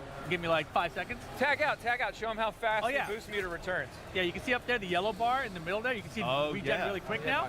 So when you tag out, that's how you accentuate your recovery for that boost meter. So right now, the boosted zoom right here, that actually can give a wall splash. I can get a combo if I was better at the game. There you go. I think you're doing great. I'm doing fantastic so far. You're winning as far as I'm concerned. Yeah, so that was like 2 of his special. We got one more though. It's the rising uppercut. This here is a traditional like DP kind of input that you would expect from fighting game, right? It's got some invincibility on it. If you boost this one, it's got multiple hits and armor. Sorry, I had to tag out.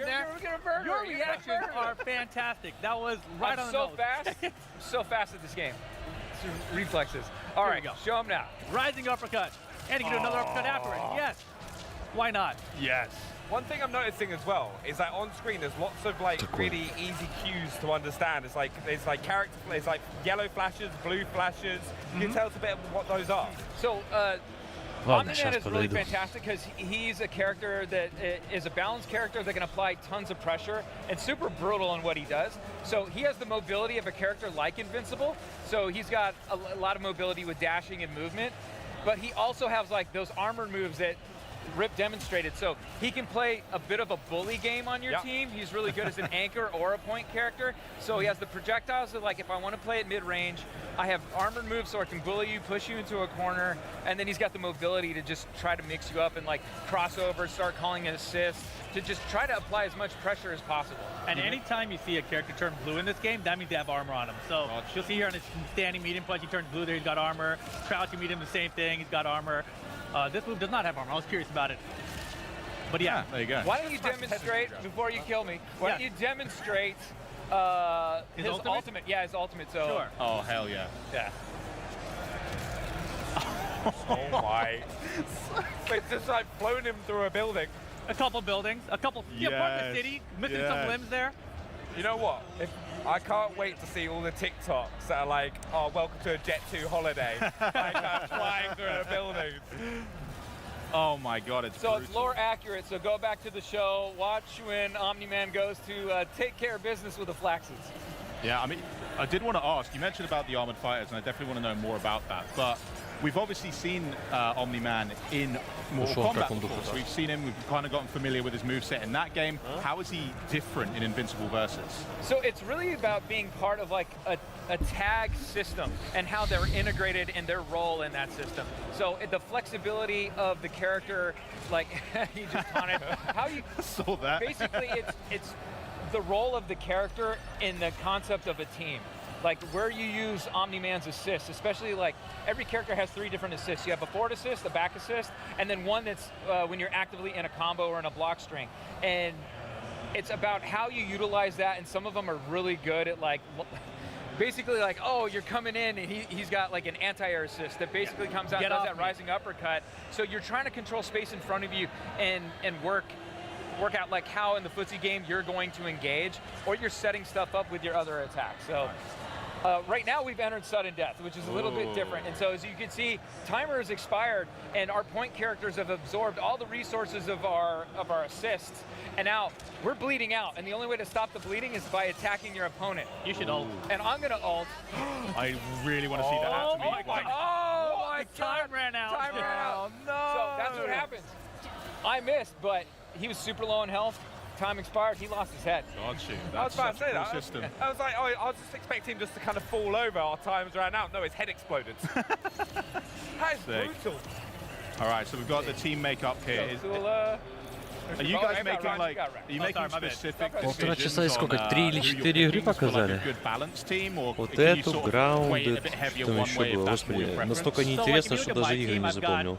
Omni-Man, I've got Battle Beast, and I've got Rex, right? So Omni-Man and Battle Beast, they're both armored characters that can kind of just push through the opponent's attacks. But I've also got Rex in there, so I can play some keep away, some projectiles, just keep people away from me. Честно, я предлагаю вот эту шляпу закрыть и встретиться в 8 часов, когда будет более-менее нормальная презентация, потому что это... Ой, прошу прощения. Какая-то залупа неинтересная абсолютно. А в Future Game Shows вот у нас 20:30 не стартует, в 20:30 можно и начать. Просто тупо ни о чем, ну реально.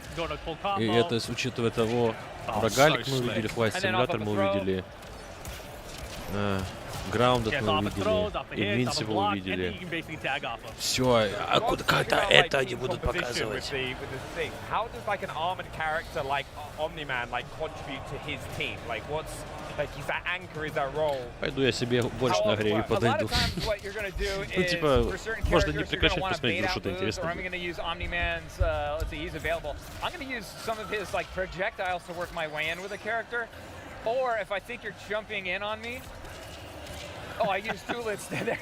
That was pretty slick, though. You see, I have Omni-Man who can come in, kind of like control this space in front of me with like a DP, and really make it tough for someone to like have their approach. Yeah, so I can like be zoning with this projectile right here, and if he tries to jump in, I've got this Omni-Man assist to keep me back there. So he's a really good assist character as well. So sick. So a combination between like kind of range attacks and then kind of those assists is key. Yeah, really cool. I did notice straight away though, you're right about his dashing. That seems like really rapid, especially like the down dash, because it seems like most other characters, they just fall. Yes. He's got much more control, right? Exactly. He's got like a triangle jump, that's what we call that. So it's like he can actually go down forward and he can travel really far. Like characters have different types of dash in the game. Eve can actually air dash upwards in diagonals as well, so she's got a full 8-way dash. But Omni-Man is downwards or forwards in the air.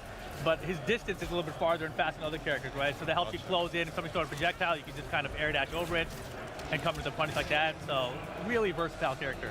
Something I'm also loving watching this gameplay as well is just like how much more like battered each of them become throughout the kind of like just the blood and kind of how they seem to wear down throughout the match. Oh my word. You know, why don't you demonstrate an arena shift? I think it'd be really interesting for people, and he's got a different way to get into it. Yeah, so if I do this kind of a stun, you see that crumple state?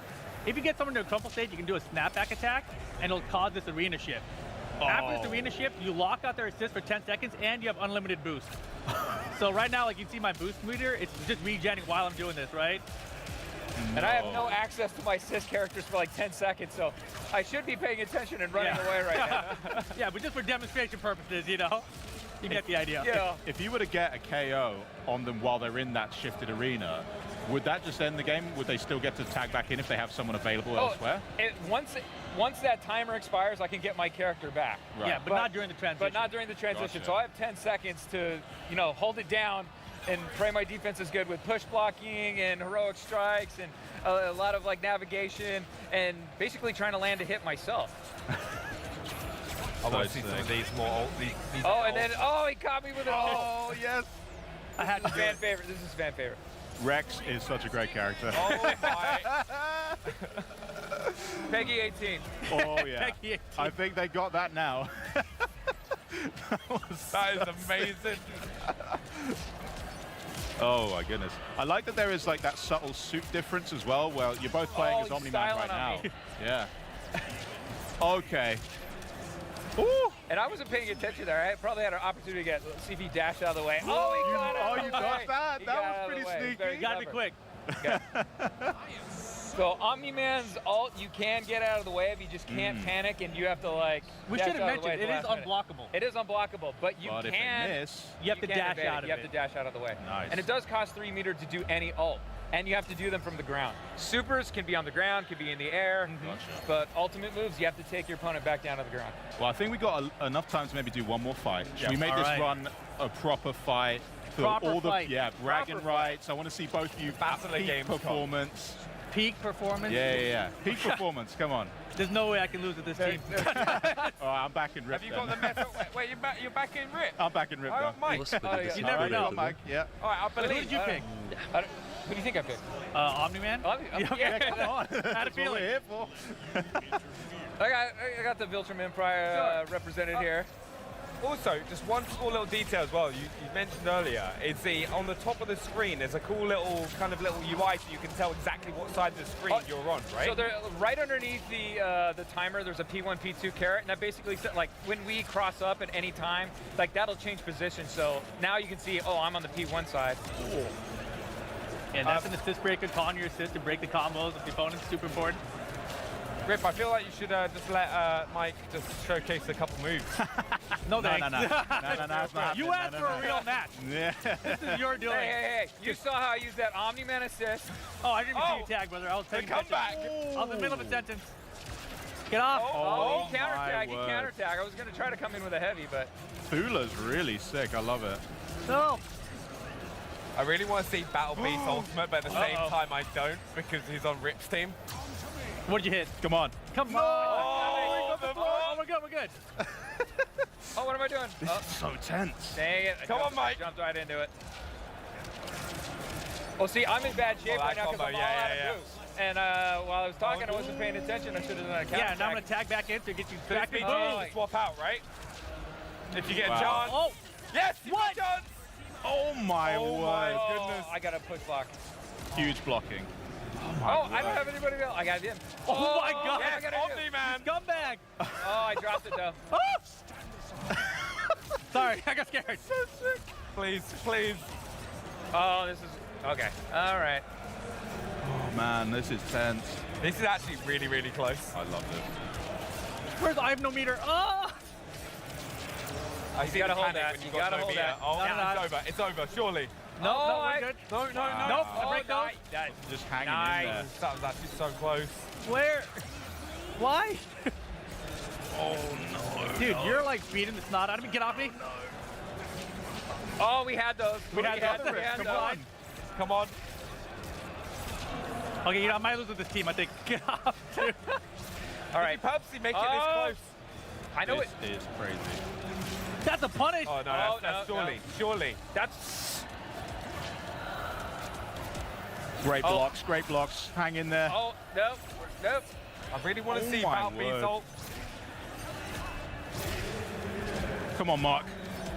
We're starting to tighten up. We're starting to tighten up. Come on. Oh, you can pick up from there. Yeah. And I have nothing to break. Let's see if he's going to go for it. He did. Damn. He did. He got greedy. Get in here. Get out. No. Oh my God. Oh God. Oh my God. That was pretty good. That was pretty disastrous for me. Did he just take out 2 characters in one? Yes, I did. Oh my God. Oh, that's dead. None. I retire. Redemption Reaver right here. You saw it. I'm never going back to Evo. Can't show my face. It's over. Well, amazing stuff there from Quarter. I just cannot wait to get my hands on the game and start learning the ropes. Double overkill though? That was nuts. Nuts. Thank you so much, Mike. Thank you so much, Rip, for showing us what Omni-Man brings to the battle. And you guys, don't forget to wishlist Invincible Versus today. That was amazing, honestly. Thank you. And of course, after you're done tearing your family apart, just like you've witnessed on the Gamescom stage, you couldn't be blamed for needing a breather. So we're going to run back a couple trailers. Then we'll talk LEGO Voyagers, Dying Light the Beast, chat with Tim Schafer about the latest from Double Fine later in the day, and we'll also show off more great games as the Xbox at Gamescom 2025 broadcast continues. And it must be said, a lot of the games you've seen so far are Xbox Play Anywhere, and we've got plenty more coming. Make like someone who doesn't have an Xbox Ally yet and stay put. Now, Ninja Gaiden 4. Они уже показали, что было, да? А вот та, которая на полдевятого презентации, должна быть интереснее. Я уже не мог сидеть, я уже пошел хоть что-то делать, потому что такая душнина. Невозможно просто. Я лучше покушаю. Приятного всем тем, кто кушает. Это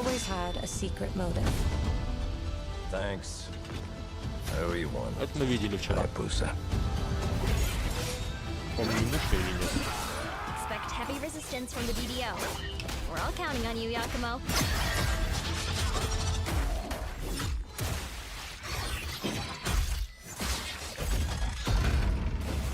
Yakumo, just focus on the hostiles for now. Understood. Stop this madness. Stay away from the Dark Dragon Seal. Go back home to your little raven nest. Or die here. If you truly think you have what it takes to slay the Dark Dragon, prove it. The very fiend that resurrected the Dark Dragon years ago. Even a mortal such as yourself has heard of me? I'm sure. Die, insect. Презентация. Показывают разные. Не, это другая, это показывает. Просто иногда что-то повторяет. Don't kill him. The whole world's at stake.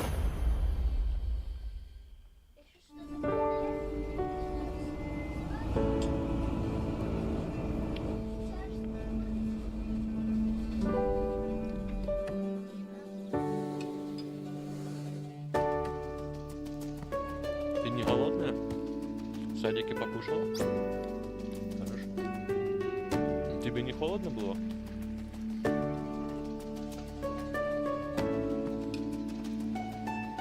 О, такой чиловый выживач. И вот чуть потише.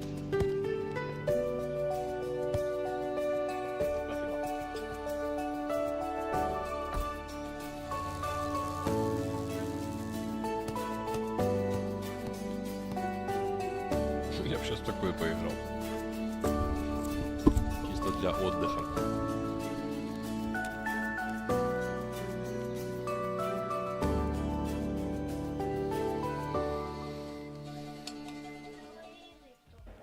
So now that you're good and chilled out, get excited again immediately because we've got a sweet giveaway to get to. This year marks a big anniversary for CD Projekt Red and The Witcher 3: The Wild Hunt. So to celebrate, we're giving away 4 very cool controllers. If you're watching on Twitch, follow the directions you see on screen to enter for your chance to win. And you too can become a monster slayer with The Witcher 3 10th Anniversary Special Edition controllers and celebrate the lasting legacy of The Witcher 3 Wild Hunt.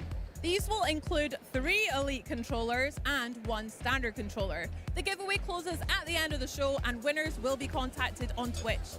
But these wonderful controllers aren't the only way to celebrate 10 years of The Witcher 3. The Witcher in Concert kicks off its Grand World Tour with an incredible immersive performance of live music and memories tonight here at Gamescom. And fans can now buy tickets for dozens of stops around the globe at thewitcher.com/concert. But for now, our broadcast continues with a good long look at LEGO Voyagers. Over to you, Charlie. LEGO has been busy reinventing itself for, I don't know, the last decade or so, and guess what? It isn't done yet. LEGO Voyagers looks to be an all-new concept for the brand, inviting two players to team up on a journey that fosters cooperation, creativity, and even giving space.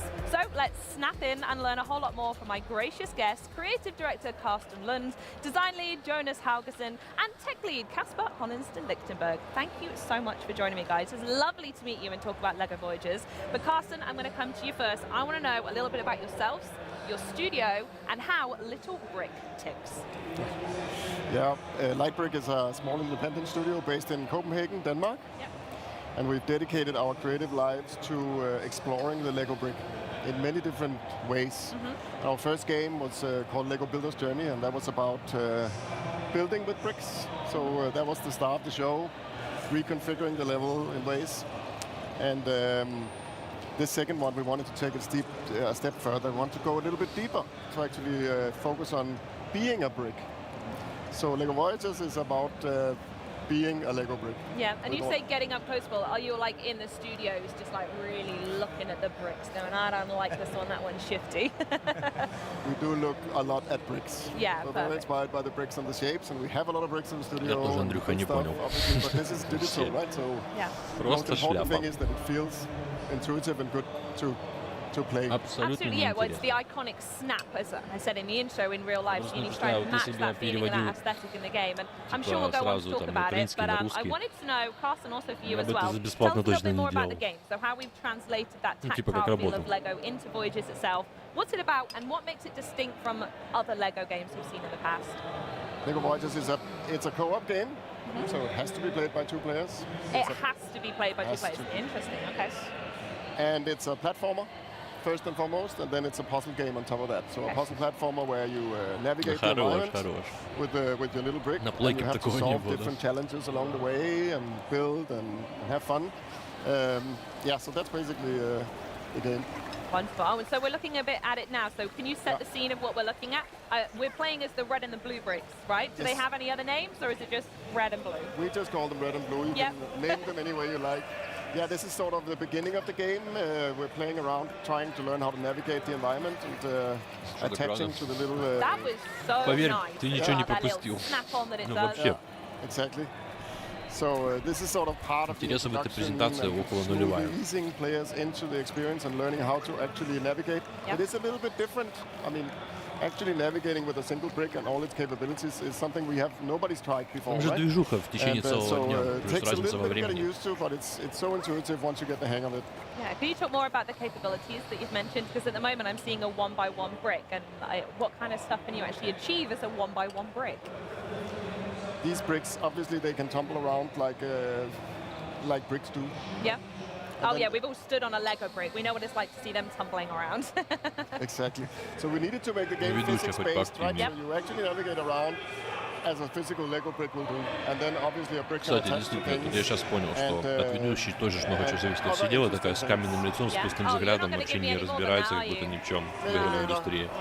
Неинтересно смотреть. I'm not getting anything out of you anymore. I want to speak a little bit more about that cooperation and the collaboration Даже меня that we spoke утомляет. about before. It naturally having to be a two-player game. So how and why is that key to this experience? And how does building something actually work in LEGO Voyagers?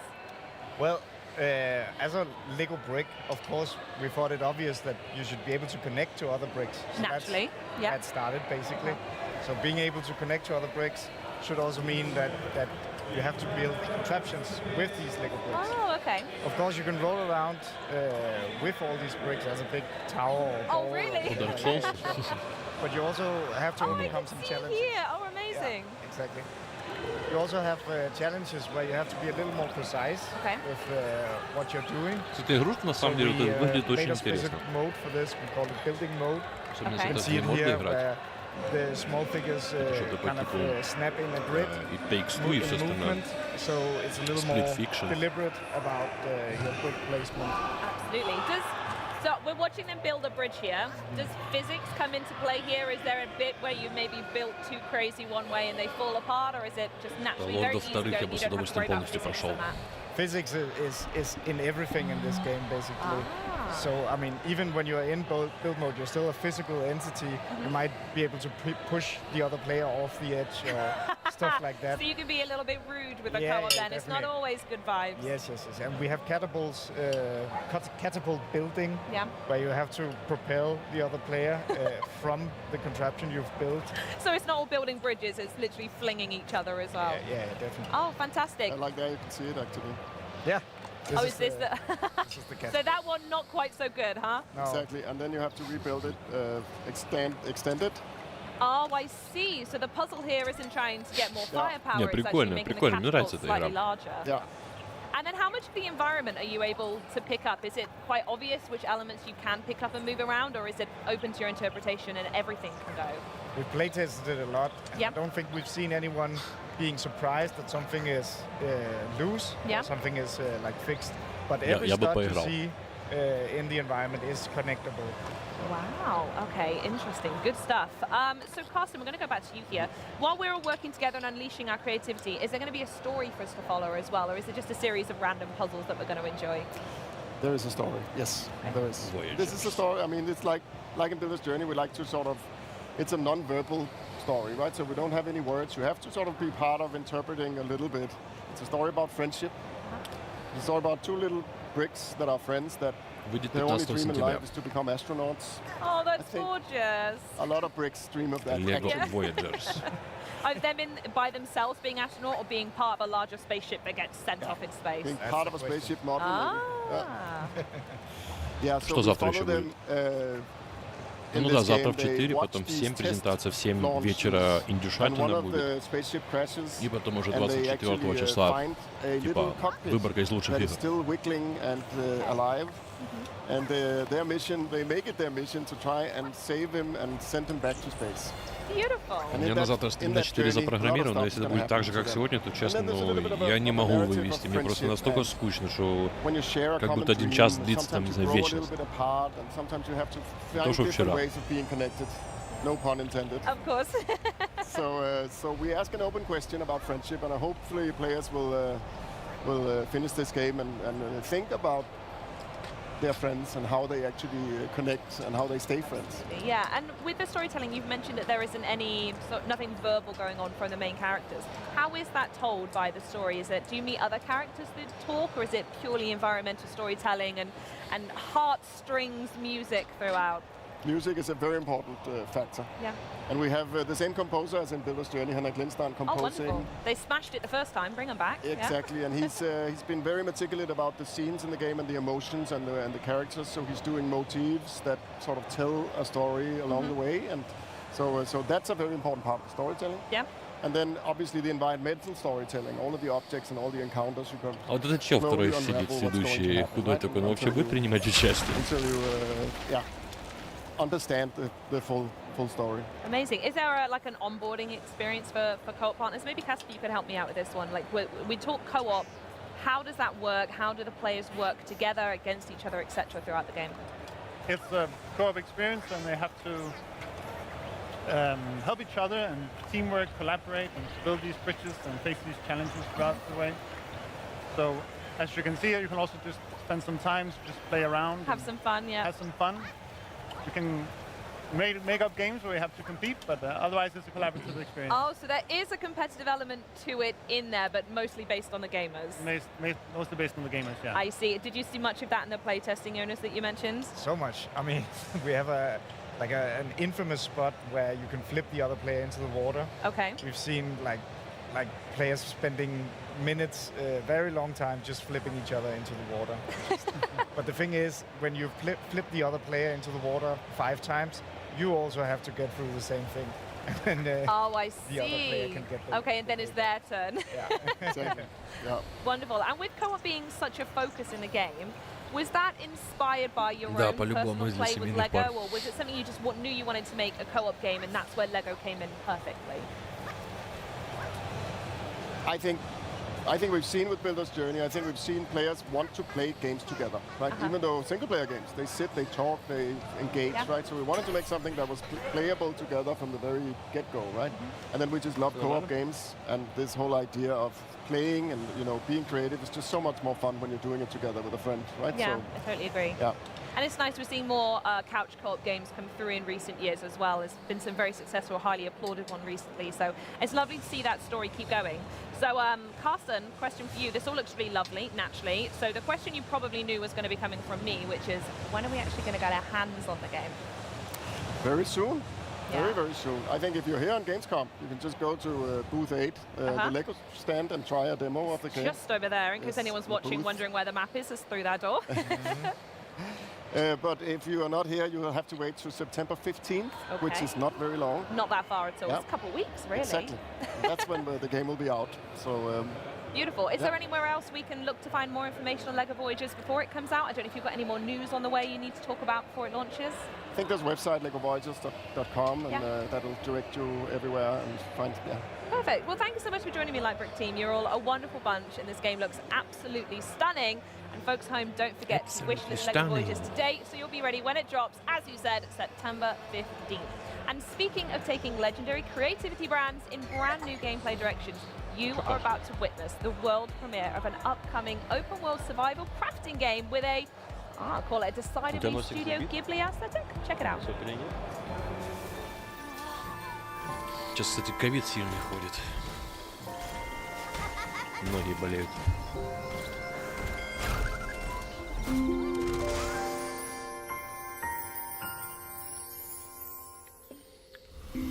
Rampant pollution has depleted the world's resources, and only your moving house and its mysterious power can cleanse the pollution. In this world, you will meet Kororu, whose hot-tempered personality masks his secretly warm heart. And collect resources,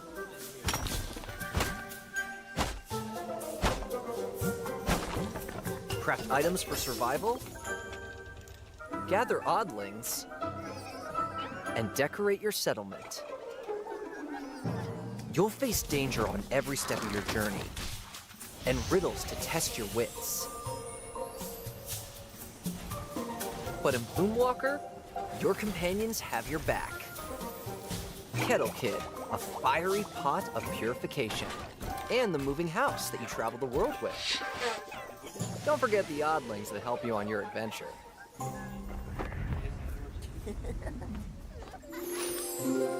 Hi, I will be your guide during this dev gameplay walkthrough. First, let's follow the house as we look for a place to anchor it. If you stick close to the moving house, you won't take any damage, and the forest will begin to be purified. Не болеет, нормально. Но подозрение есть. Seems like this is the best place to anchor the house. If you activate the anchoring device, you can purify the surrounding area. На работе много кто в школе уже там говорят тоже. В школе тоже вроде много начинают болеть. Let's purify the forest. You can find uncontaminated ingredients in the purified area. But there are also fruits like apples that you have to climb a tree or shoot them down. Let's toss those tasty-looking ingredients into Kettle Kid. The oddlings will then help stir them just right so they cook a delicious soup. Look, this purification crystal is the key to purifying the world's pollution. When you put it in the purifier, you can see the purification gauge fill up. Люди болеют, мы 3 недели болели. В смысле, прям один человек аж 3 недели или типа с цикличностью такой, типа 1, 2, 3. Let's operate the purifier. То есть это первый вариант, то 3 недели, это жестко. Но у меня самого, у меня под поясницей такое слабое место. Я чувствую, что мне так уже ломит, она болит, печет. Уже где-то больше недели, хотя у меня ни тренировки не изменились, ни питание. Типа я сначала начал думать, может как-то стал по-дебильному спать ночью. Ну, такое может быть, но не каждую же ночь. И просто, я уже даже как-то этот нурофен пил, потому что, ну, невозможно болело. А, типа, ну, ломота, хотя температура вроде нет. Такое. С детем на неделю кошмар. Какой-то четкой симптоматики, я так понимаю, нету, да? Или не было?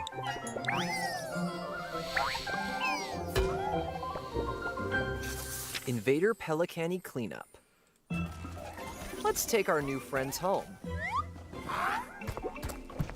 Wait, what's happening? Pelicani! That wicked creature eats anything!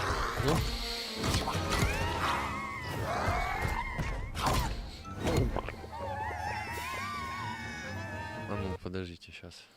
Смотрите.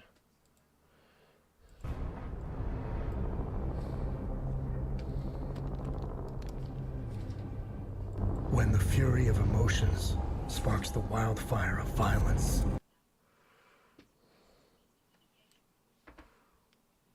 Не? А, потому что заканчивается сейчас.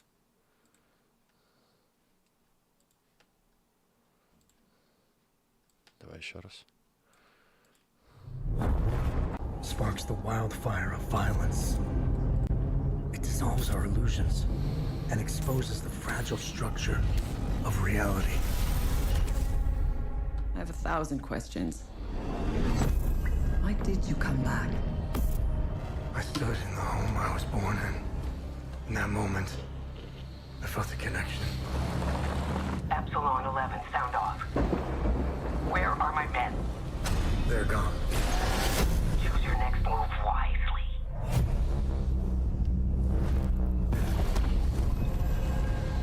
What happened here?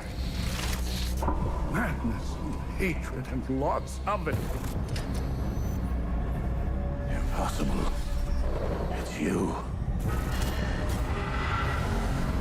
You must continue. We've begun to uncover.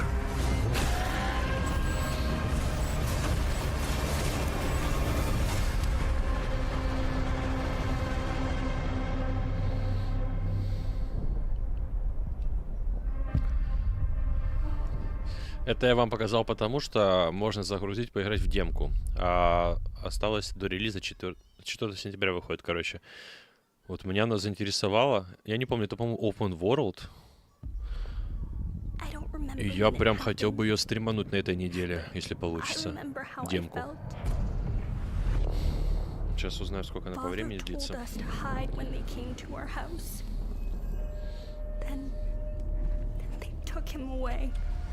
Так.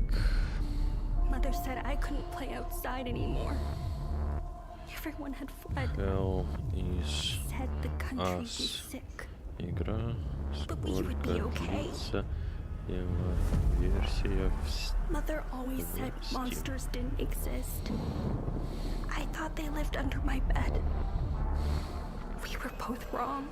Так, демоверсия на Steam включает первую главу, и по официальным данным ее продолжительность составляет примерно 1,5 часа.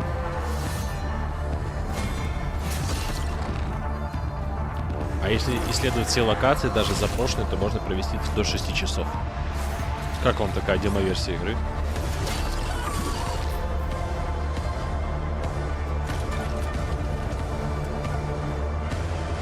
От 1,5 до 6 часов демоверсия. Бля, интересно. Надо, может, под конец недели ее застримить.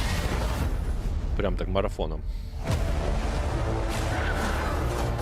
Довольно любопытно.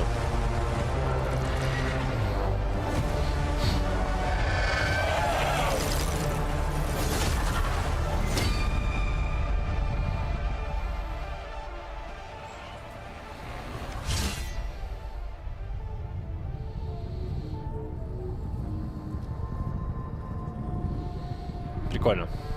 Мне нравится. Что-то в этом есть.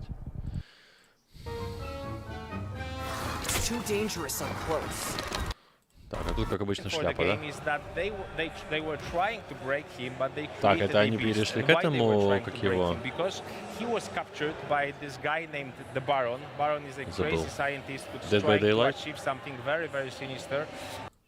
So it's kind of like a classic Dying Light problem, but then there are some twists, there are some turns, there's some mystery to uncover. Probably you will not see all of it here, but let's just give it a go and let's see how far we can go. Let's see what we uncover. That is one of my favorite things from the previous games, when you have this little hub community the valley, the region is called Castor Woods. Is modeled after Swiss Alps, like little touristy towns in Swiss Alps. Не знаю, я что-то никак не могу стартануть даже морально эту игру от первого лица. Lots of zombies in it.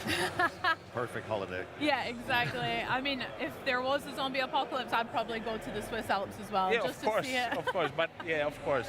Like the high season for zombies is there all the time. And actually, what we have here, so the town in the middle of the map is actually built to be almost like a parkour paradise. We really wanted to squeeze as much. Кто, кстати, из вас играл Dying Light первый или второй? Как вам? По впечатлениям личным, естественно. Вроде все отзываются, что интересный. Я бы, наверное, сначала Days Gone поиграл скорее. How are you feeling? Do you want to fight some zombies? No, I think we could, we got it. There's plenty of them around. Я был в восторге от первой части, а вторая что-то душанула. Yeah, absolutely. So Dying Light was built on parkour, right? Like А когда ты играл в первую часть, помнишь? И что задушило? Типа тяжелая какая-то в каких-то моментах или что? Даже DLC-шку не получается выкатить сейчас полноценную.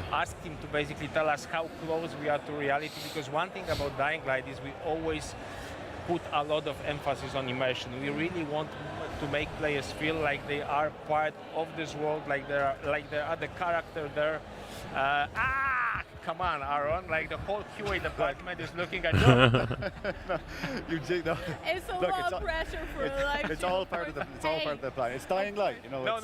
But I think it's worth saying that this is like, you might look at the game, you might look at the screenshots and think, oh, okay, I see a machete, I see a guy, I see some zombies. It's just easy peasy. I go slash to zombies. Absolutely not. This is a survival game. Зашло меня то, что я очень давно не мог играть соло, скучно. Первую часть прошел в 22-23 году, а эту 25, час бегал и выходил. Ну, может, еще потому, что это как бы open world. То есть, если играть там условный Last of Us, может, там условный Alan Wake, но Alan Wake не очень худший вариант. Ну, Banishers ты же прошел, и жена тоже. А это полуоткрытый мир. И сюжет хороший.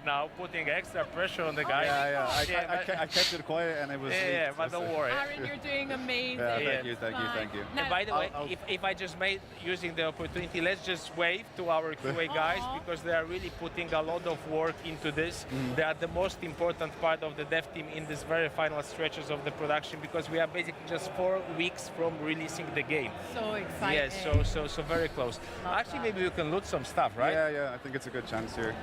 Yeah. I love this layout so far. I mean, the town itself feels a little bit on the less living and breathing side of things for now, but it still feels so realistic, as if I've actually felt those textures and been in places like this before. So actually, this is something that we are very proud about, because like the whole world has been handcrafted by our level artists, and not only handcrafted, but also they've managed to put a lot of Тебе тоже стоило Banishers попробовать? Или тебе такой жанр не подходит? Там и история неплохая. Кстати, там побочные квесты интересные, и они еще и переплетены, и очень прикольно возвращаться обратно, там, короче, что меняется. Я помню, мне было очень интересно. Like with a lion. We might get a chance. Yeah, we might get a chance to see that. So actually, that's a blanket that was. Тем более разные концовки есть в игре. Grandma of one of our artists, and in a way to kind of honor Все зависит от принятого her решения. Something very real into the game. We have the blanket and a lot of other different items. The whole map has been created by hand by our artists. That's why it feels so immersive. It feels real. Like every square inch is different. Yeah, you've really put heart and soul into it. I mean, the second game, obviously, it's in the title, Dying Light 2 Stay Human. So I think that's been one of my favorite parts of the Dying Light games, is it's set aside from other games like that because it feels so realistic. And, realistic also in the combat. Exactly. Representation of gore. So another thing about Dying Light, aside from parkour, of course, it's a melee combat focused game with lots of brutality, lots of gore. I think that's something that's very important in a zombie genre, that you really need to show the guts. А в кого ты понимаешь, вообще практически любая игра будет интересной. Все решает компания. Ты знаешь, типа как в той поговорке, неважно где, важно с кем. Вот реально оно и здесь работает. Вот Killing Floor мне так тоже зашел. Он и в соло неплох. Вот, но в копе всегда интереснее. But again, this is a game where you see zombies, you don't just run on them and slash them. Like, you really want to make sure that, that whatever you do makes sense, that you don't take unnecessary risks. Oh, that's a nice thing. Actually, maybe it's also worth mentioning that a lot of our combat in Dying Light the Beast is created using physics and ragdolls. If we have animations that are super short just to represent what happens with the enemy that you are hitting. So, like, you can go. Ну вот такое смотреть интересно, то есть идет и интервью, и демонстрация геймплея. Плюс еще игра неплохая.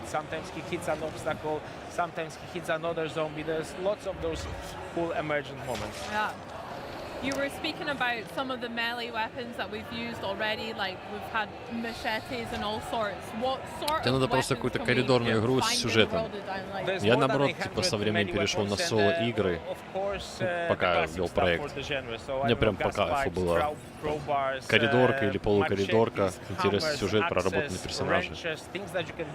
А кооп, кстати, хочется, наверное, по той простой причине, потому что это просто досуг и времяпровождение. Как, условно говоря, кто-то там с пацанами где-то в реале встретиться, что-то будет делать, а это то же самое, только за компом.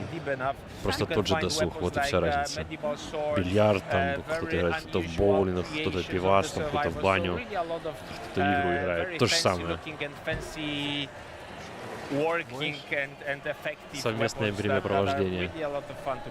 I like the sound of a medieval sword. That sounds pretty badass, to be fair. Do you guys have favorites? What's your favorite weapon of choice? Samurai sword. Samurai, of course, like a classic. It's probably a boring answer, but yeah.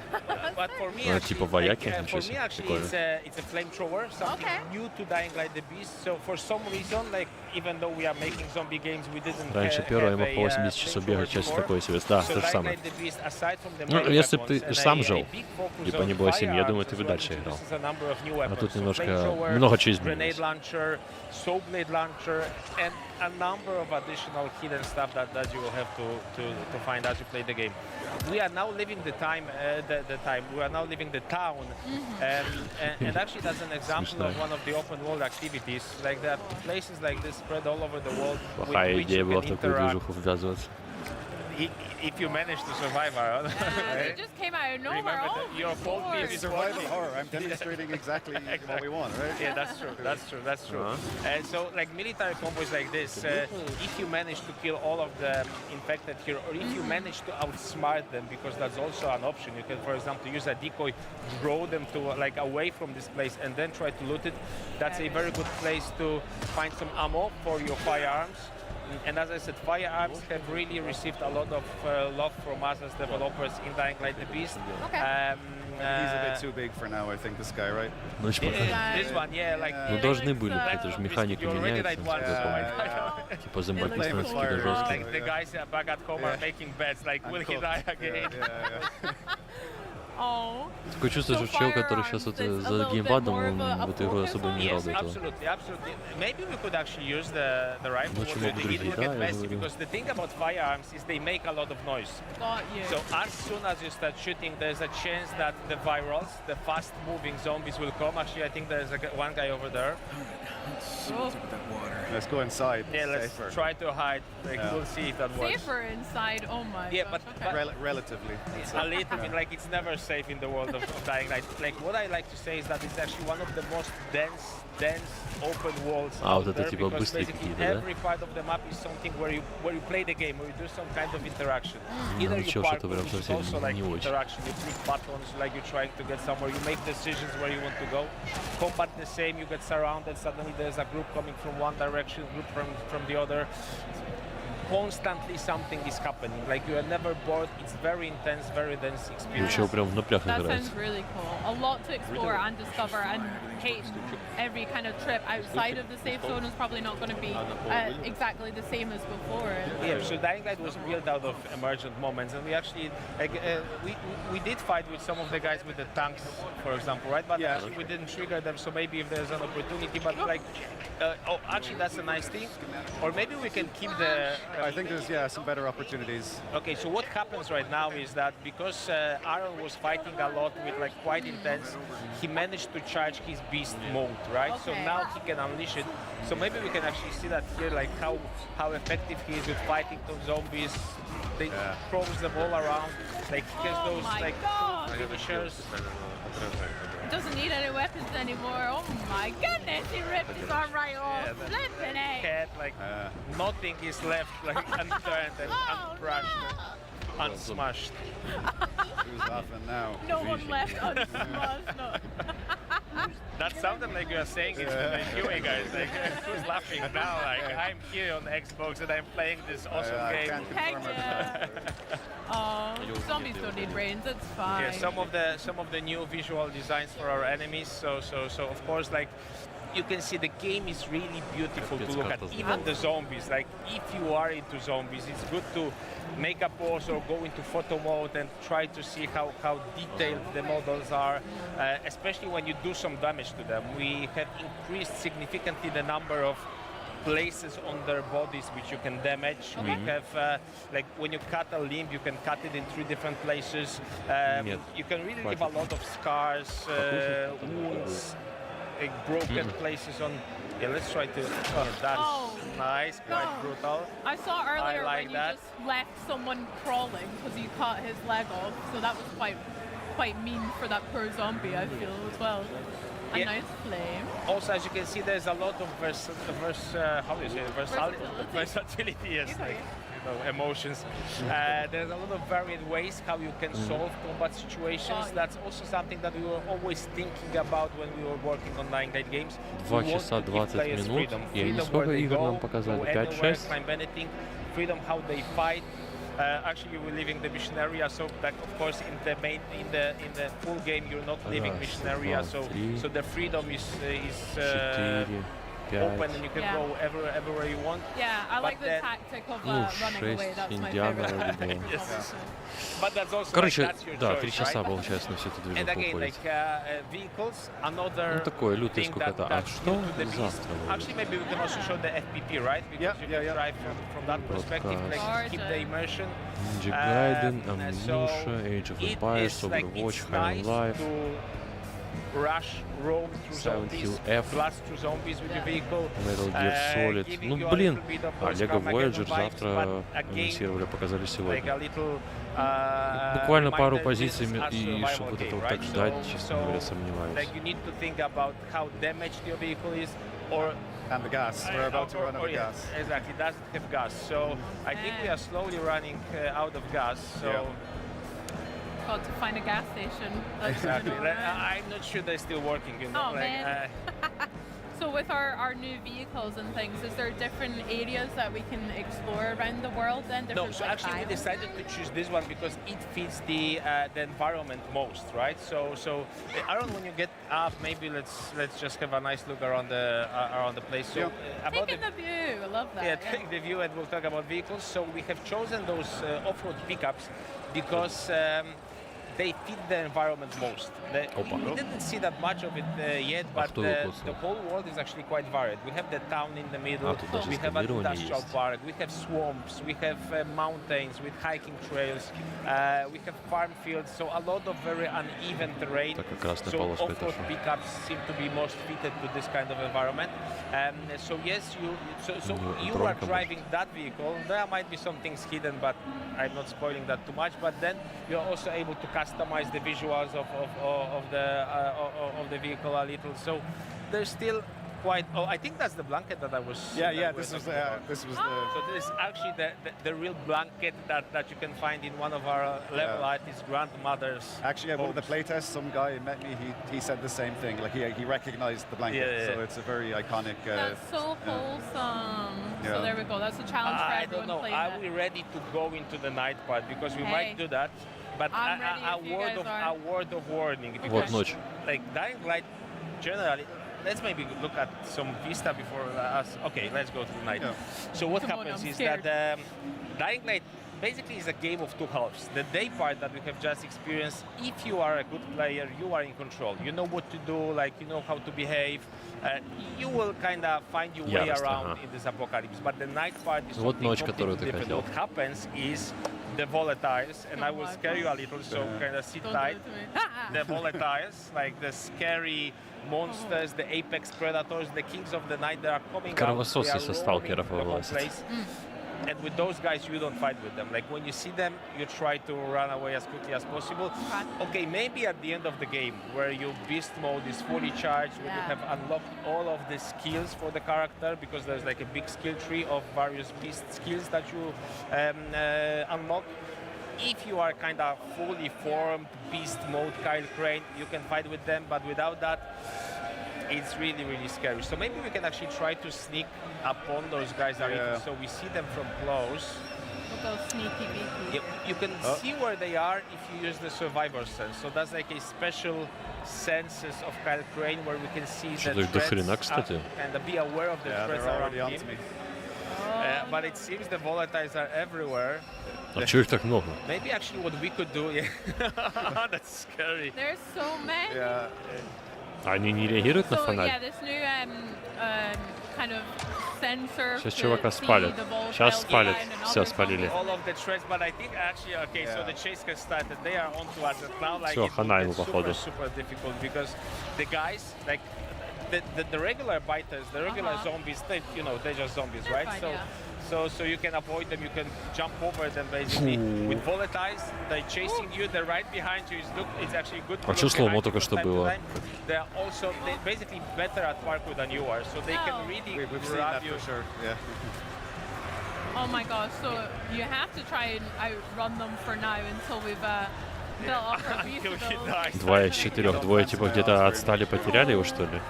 So what you can see at the top Ой, не останавливайся, дядя. the red bar shows you the intensity of the chase. So we are А как это сломо происходит, не понимаю. What happens when it gets full level? You're gone basically. Like it's time to restart the game. Yes. Yeah, they're still on to me. Все, хана. What other abilities can we see from Kyle's kind of beast mode abilities? Он совсем кислый парень. Very helpful right now because when you are in the beast mode, Да сзади сейчас добьет его, все уже хп нету. Вот, он типа оборачивается и замедляется время. So they're laughing at you again, right? No. Okay, but just to finish the thought, maybe let's go back to the game and I will finish the thought. So what happens is that again, the volatiles, what happens is that as they chasing you, the beast mode, you get a number of combat skills that you, of course, it's most used for combat. But then when you are running, when you are parkouring, they allow you to jump faster, jump higher, run faster, be able to reach places that are unreachable to regular human beings, right? So what's important then is that at some point of the game, you are able to actually control the beast mode a little bit more. At the beginning, sometimes the range just overwhelms you, but then as you progress into the game, you get full control of it. You can trigger it whenever you want, and then you can use that to actually reach places, find secrets that you would not be able to do when you are in the human form of Kyle Crane. Запускают игру, походу, что-то вылетело. That opens a new kind of way of exploring the map and a new way of interacting with the world. Love it. Do you have a favorite biome from the game that you like? You were speaking about kind of swamp areas. Do you like the pretty cities or the hills as well? I like we have a really nice storm weather preset. So I like I guess it's the industrial. This area when it's stormy, it's very atmospheric, very nice. The weather is like I would say the weather is very nice, but it's not like literally true because the weather tends to be very rainy and stormy from time to time and very gloomy. But it's nice because we have really spent a lot of technical resources on making sure it really looks very, very real. So it rains and you feel like it's raining and that you are there. So and my favorite biome, I would say, is the farm fields. Okay. So, but not when it's raining, because when it's raining, it's actually not that good. What I like is farm fields in full sun. Like you see, like how yellow the grain is. It's really very beautiful to look at. Love that. Well, can you tell me a little bit about, I'm really excited to dive into more of the survival kind of element, but what should players watching at home be excited for Dying Light? What about the story and more about the game that you want people to be excited about? I think it's the best Dying Light game that we have ever created. So for the fans, I think it's sold already. But if you have not played Dying Light before, if you have not heard about Dying Light before, absolutely don't be afraid. Be afraid of the volatiles, but don't be afraid to test the game. You will get all of the things that make Dying Light a very special combination. It's a mix of open world and survival horror. It has top-of-the-class parkour, top-of-the-class melee combat, day and night cycle that changes the game as you play, and a very, very emotional, very interesting narrative. I think you will really feel something. You will feel the pain of Kyle Crane, how they were trying to break him, like all of the wrongdoings that happened to him, and then when he gets free, and you will also get free in the game, and you get a chance, you shot at revenge, it will really be very cathartic. You will feel how good it is to unleash this power in the game. Well, I can't wait. I had so much fun playing Dying Light Stay Human co-op as well, so I'm really looking forward to maybe jumping into this one. Absolutely, co-op is also supported. You can play with 4 friends in co-op. I can actually give you mask and 3 more, so you can play the masks. We can play the masks. Круто. And in co-op is like another layer of fun. The interactions, the measured moments are Блин, если можно задание проходить по сюжету в коопе, это прям бомба. Alone it's a very focused, very atmospheric experience. In co-op, it's just all-out fun. You, your friends, and lots of zombies around. Love it. Well, do you know what? I'm going to come straight over to your guys' booth here at Gamescom and maybe give it a whirl, please. You're welcome. As long as you guys play with me, so it'll be good. That'd be great. Sure. What can we look forward to from Dying Light, the Beast? Exciting bit. Dying Light, the Beast releases in 4 weeks, September 19th. So it's excitement all over the place. PC, PS5, Xbox Series S and X. We can't wait for you to play the game. Amazing. I can't wait either. Timon, Aaron, thank you so much for showing us a little bit about Dying Light the Beast. I can't wait to play more. Thank you. But for Так, а с другой стороны, зачем ее у нее в кооперативе играть, если не проходить миссии какие-то? В чем, типа, суть какая, типа, суть с точки А в точку Б пройти? Должны же какие-то вызовы быть.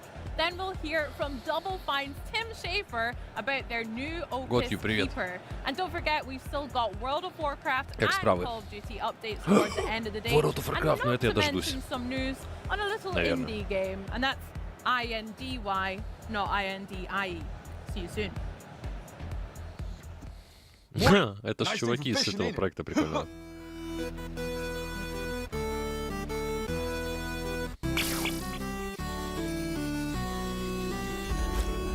Вива ля что-то там. Пивасик смачного.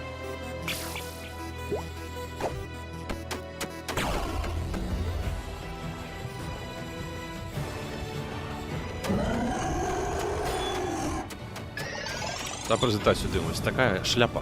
Параша повна. От це такий Dying Light більш-менш був. Things are peaceful here in Palopori.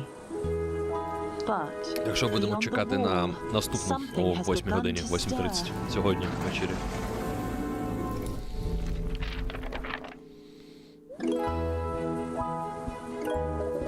In the face of danger, it's time to get to work. You see, in this world, not all heroes wield swords. In fact, some prefer the spoon.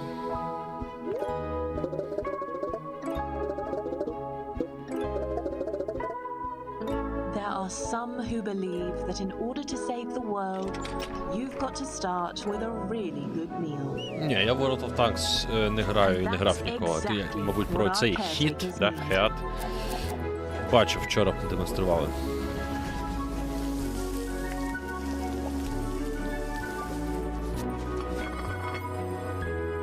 Your recipes might just be our only hope. Because let's face it, who can save the world on an empty stomach? The delicious meals you make will fuel the caretakers, so that they can battle the ravenous monsters threatening your home.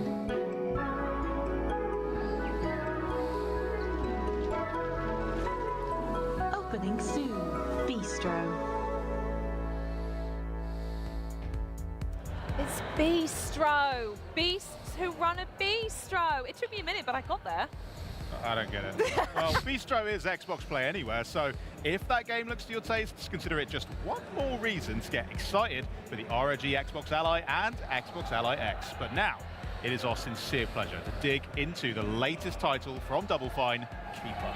Keeper has been turning heads since its reveal during June's Xbox Showcase and here to bring us some never-before-seen gameplay. It's Double Fine production studio head and fan favorite Tim Schafer. Tim, thank you so much for joining us. First off, it's so exciting to have you here. And this game, we're going to straight out the bat. It's clearly Lee Petty's baby in many, many ways. Bit of a Double Fine legend, I hear. Yeah, he was our art director on Brutal Legend and Broken Age. I mean, some of the best games you could ever reel off that someone's worked on. I want to know a little bit more about what it's like working with him and your team bringing his vision to life. Well, Lee has a really, as you can tell from those games, a really strong idea of what a game should look like and how it should feel. And someone who I've just come to really trust and rely to just have that kind of vision, also be able to execute it. He's really good at technology as well as art, and also leading a team full of people at Double Fine. Я бы уже дропнул, если бы... Кипер, ты еще Шера показала. Ну, кстати, выглядит интересно. So mostly, what it's like working with him is I just leave him alone. So as you can trust, day one he turns up and he knows by day end, he knows exactly what needs to happen. And as you say, it's an element of trust. I think that's really important. Yeah, especially in a game without any dialogue. So I don't have to worry about him sneaking in any bad language. Oh, that's such a shame. Maybe he'll find a way. We'll find a way to do it on our stream when we play it. Don't you worry. Yeah. I mean, in some ways, it does feel like this game is a bit of a new chapter for the studio. Like you said, it is wordless, so nothing to be said there, but it's still atmospheric, still surreal. So what would you say inspired Lee and the team to move in that kind of direction? Well, a couple of things. When we were talking about what his next game should be, we were like, well, what could we do now? Because things have changed for us. We became part of the Xbox family. We have like support and resources we didn't have before.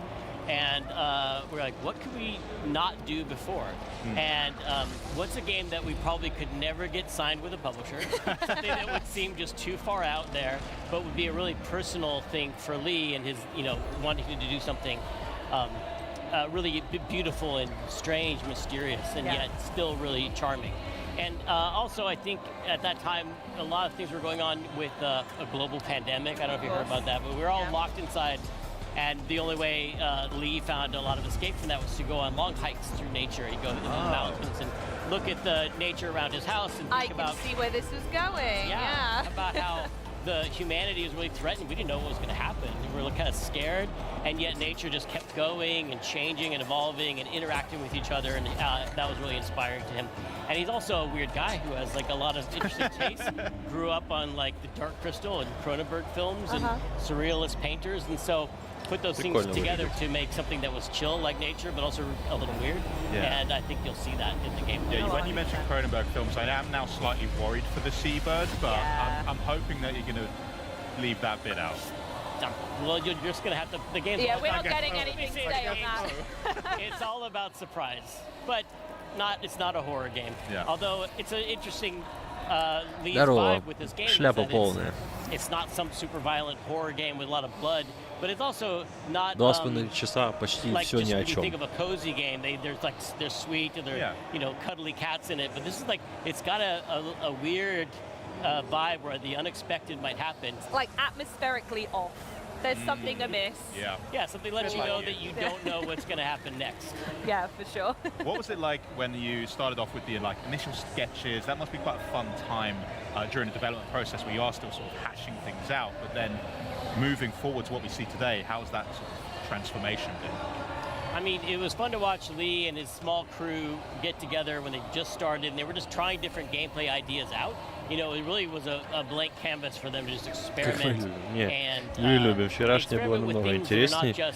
Я делаю ставку, что сегодняшний вечерний будет поинтереснее все-таки. А это прям душнина просто жесткая. So that it was fun to watch this process of when the sky's the limit. what you come up with and watching it evolve to, of course, it just had to be a walking lighthouse.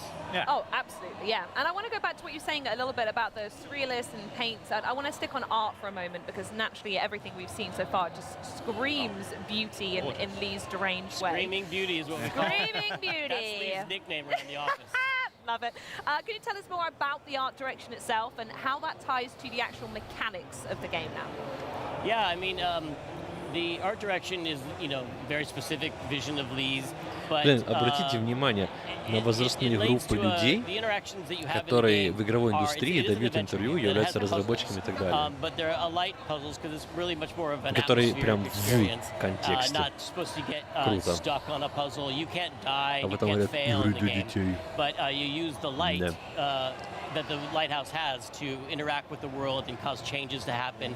And you also have a companion named Twig, which is this seabird. The seabird, yeah. Twig, you can send Twig out to interact with the world too. Very nice. I mean, you guys are very typically known for игры дуже смазанные. Я еще, когда смотрел, по-моему, 2015 года примерно конференцию TEDx, где тогда уже приводили статистику средний возраст геймера, это было 33 или 34 года. Так это было 10 лет назад, или даже больше.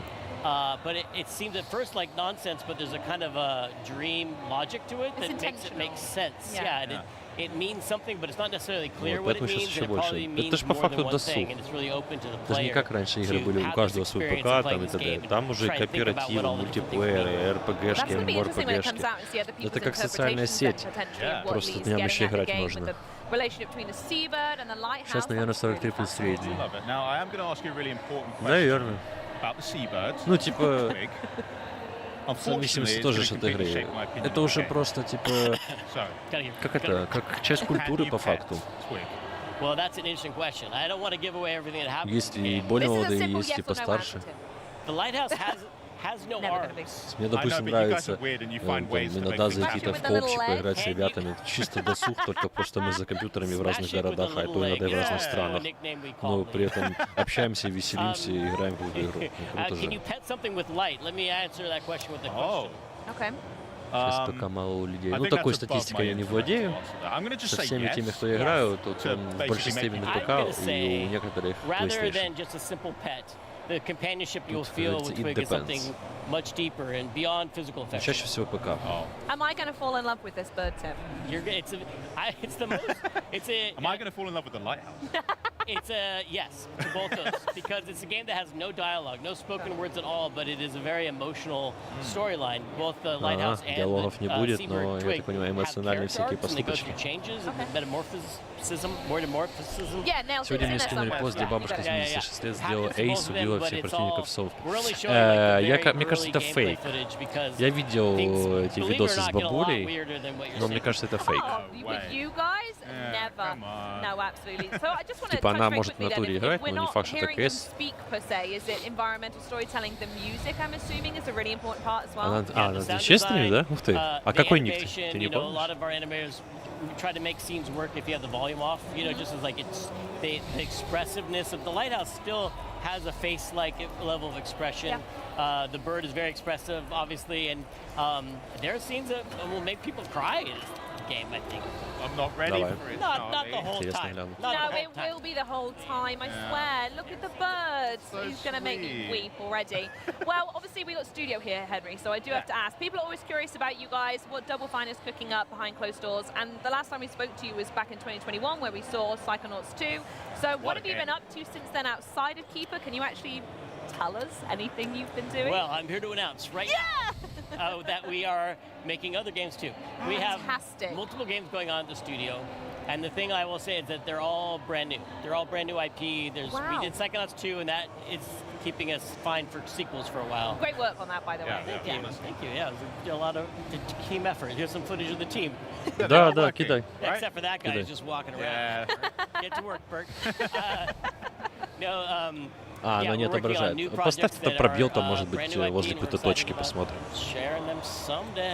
Может ник есть. Он просто автоматически, видимо, настройки блочит ссылки. Для Твича. Tim, thank you so much for joining us. Do you have any final thoughts on Keeper that you'd like to share? Ха, все равно, да? не хочет. Значит, внутри надо. Twitch, он такой. И Ольга. Посмотрим. Спасибо. Yeah, kind of. More or less. Did I mispronounce metamorphosizing? Yes. Great. Okay. No, That's all my talking points. Perfect. We've absolutely named them all, and just in time because we фоне have меня some там hard CS 221 questions for you. Me тысячи and Henry подписчиков. are going Обалдеть. to start grilling you. A little game that we like to play on Xbox On called This or That. Да, это, по-моему, та бабуля. Well, you're going to have to think pretty quickly. Henry is going to fire some questions at you, and you can either give us one word ну, answers. если это не фейк, если это действительно так, то это прям There's some круто. pretty good questions. I won't lie. Henry's I'll do nailed it as this. fast as I can. Game for it? Locked Okay. in. Даже Right, let's play последний this за or ней. that with Tim Schafer. Пусть будет First up, подписка. Jack Black in Brutal Классно. Legends Это or Jack прикольный Black in кейс. Psychonauts 2? Oh, well, you can put those First up, together Jack and Black get in Brutal Классно. Она откуда? С Legend России, да, я так 2, понимаю? which is not something we're working on. Nice, I like that. I'll save it for that. Прикольно. Would you rather work at the Department Реально, of Death as a очень travel agent, интересный or кейс. would you rather work as a Psychonaut? А ты следил, смотрел стримы? Psychonaut. It has a Интересно, lot там more, донаты ей накидывают personal нормально career или нет? growth possibilities. They have badges, whereas Manny had kind of a dead-end job. That's true. Well, seeing as how you'd like to be a Psychonaut, this is a good question. Telekinesis or clairvoyance? Well, you can do so much with telekinesis, but clairvoyance lets you see how people see Я you, понял. which Ну is круто. terrifying, and I don't want to know it, Молодец. so I'll go telekinesis. Good pick. Внукам Okay, будет что Rad закидывать. or Raz? Oh, Lee's game, Rad. Uh-huh. Post-apocalyptic 80s roguelike action game. Это такой Or уникальный Raz, who's a случай. human being, Прибавка до but пенсии. fictional. Да, там, я думаю, за I'll месяц go with несколько Raz 'cause пенсий he's on Game собирать Pass. можно. I like that. Would you rather be a lighthouse or a seabird? Oh. Well, seabirds are cool, but lighthouses get pooped on a lot. And in general in life, what I'm saying is you'd rather be the pooper than the thing that gets pooped on. So I'm going seabird. Unfortunately, I think I agree, and I never thought I'd have to agree on that statement, but cool. Do you prefer talking animals or sentient objects, if they were real? I mean, it depends on the object and the animal. I'd rather know what, like, my cat is thinking than know what my toilet is feeling. Oh. And I'd rather my toilet not have any thoughts at all. Yeah. We're going down a real like theme here, right? I apologize for the gross examples, you guys. I don't know why. We are never doing this game again. Picture of a safe and a rat. I could have gone so with done. that. Fantasy or sci-fi? Science fiction, sci-fi. I like the music better. Yes, my guy. Okay, would you rather have tentacles or two heads? Instead of, well, I'm going to go tentacles because two heads is just like another mouth to feed. Yeah, that's true. Okay. Do you prefer boss fights or platforming? I like platforming on the way to a boss fight. You can have a boss fight at the end, but platforming. Okay. Now for the big question. Go. We're in Germany. I have to ask this. Currywurst or strudel? Is that what it looks like? They have currywurst and yeah, that's the best ones we could find. One's sweet and one's really goopy, but the Schaefers come from a long line of German sausage makers. No joke. Right. So I'm going to have to go with the currywurst. Okay, Is there it you first? go. There we go. Currywurst. I think they'd say currywurst. You should know. Классный мужик, мне нравится, харизма очень крутая. And then say it wrong. Well, thanks again, Tim. This has been a lot Вот of fun. ведущий Remember, guys, и keep чувак сразу until меняет October тон 17th, этой всей 2025. презентации. But you guys can wish list Просто it смотреть today. приятно. And of course, there is still Круто. tons more to come up, Они including вначале this вот это exciting update from вообще. our friends at Square Enix that should make those of you anxiously awaiting an Xbox Ally on October 16th pretty happy. But then, stay put for the latest developments in World of Warcraft, Call of Наконец-то. Duty, and more on Cronos: The New Dawn. Live from Cronos, Cologne, Germany, колда this is и Xbox World of at Warcraft. Gamescom. Ну вот я надеюсь, если эти три сейчас будет, я прощу потерянные 2 часа. Xbox ゲームファンの皆様、こんにちは。スクエアエニックスの浜口です。私がシリーズディレクターを務める Так, Final Fantasy VII Remake リメイクがいよいよ Xbox будет на プラットフォーム Xbox に登場し наконец-то. ます。1作目となるファイナルファンタジー7リメイクインターグレードでは主人公のクラウドとその仲間たちが世界を支配する神羅カンパニーや宿敵セフィロスと戦う姿が描かれます。鋼鉄の都市ミッドガルを舞台に繰り広げられる Так, я надеюсь, я 星を успею 巡 перед る следующим 壮 стримом 大な хотя 物 бы 語を перекусить. ぜひその手で体験してみてください。さらに本作には忍びの少女ユフィを主人公とする番外編も収録されているので合わせて楽しんでいただけます。本作は Xbox Play Anywhere に対応していますので Xbox シリーズ X&S、Xbox on PC、さらに Xbox アライでもプレイ可能です。いつでもどこでもあなたのスタイルで Final Это Fantasy замечательно, очень 7 の много 世界へ делают. 飛び А 込んでく чего? ださい。 Есть информация? Xbox 版の Final Fantasy 7リメイクインターグレードはこの冬に発売予定です。ウィッシュリストに登録してファイナルファンタジー7リメイクシリーズの新情報をお待ちください。それではダンケシェーン。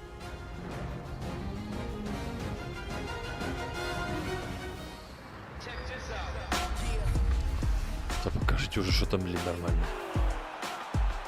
У меня есть подозрение, что они будут дольше, чем 3 часа. И это мне не нравится. Осталось 15 минут.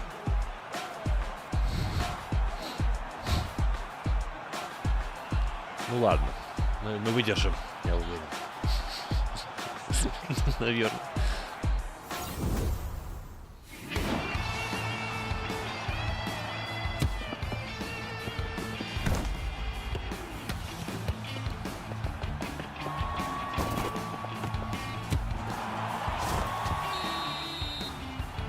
Галактический футбол на минималках.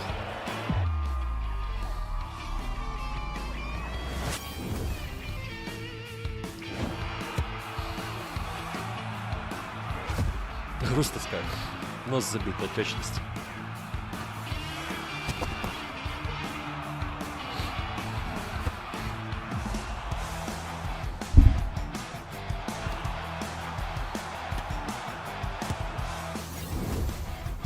Ну, чувствую, не знаю, высоко стоит.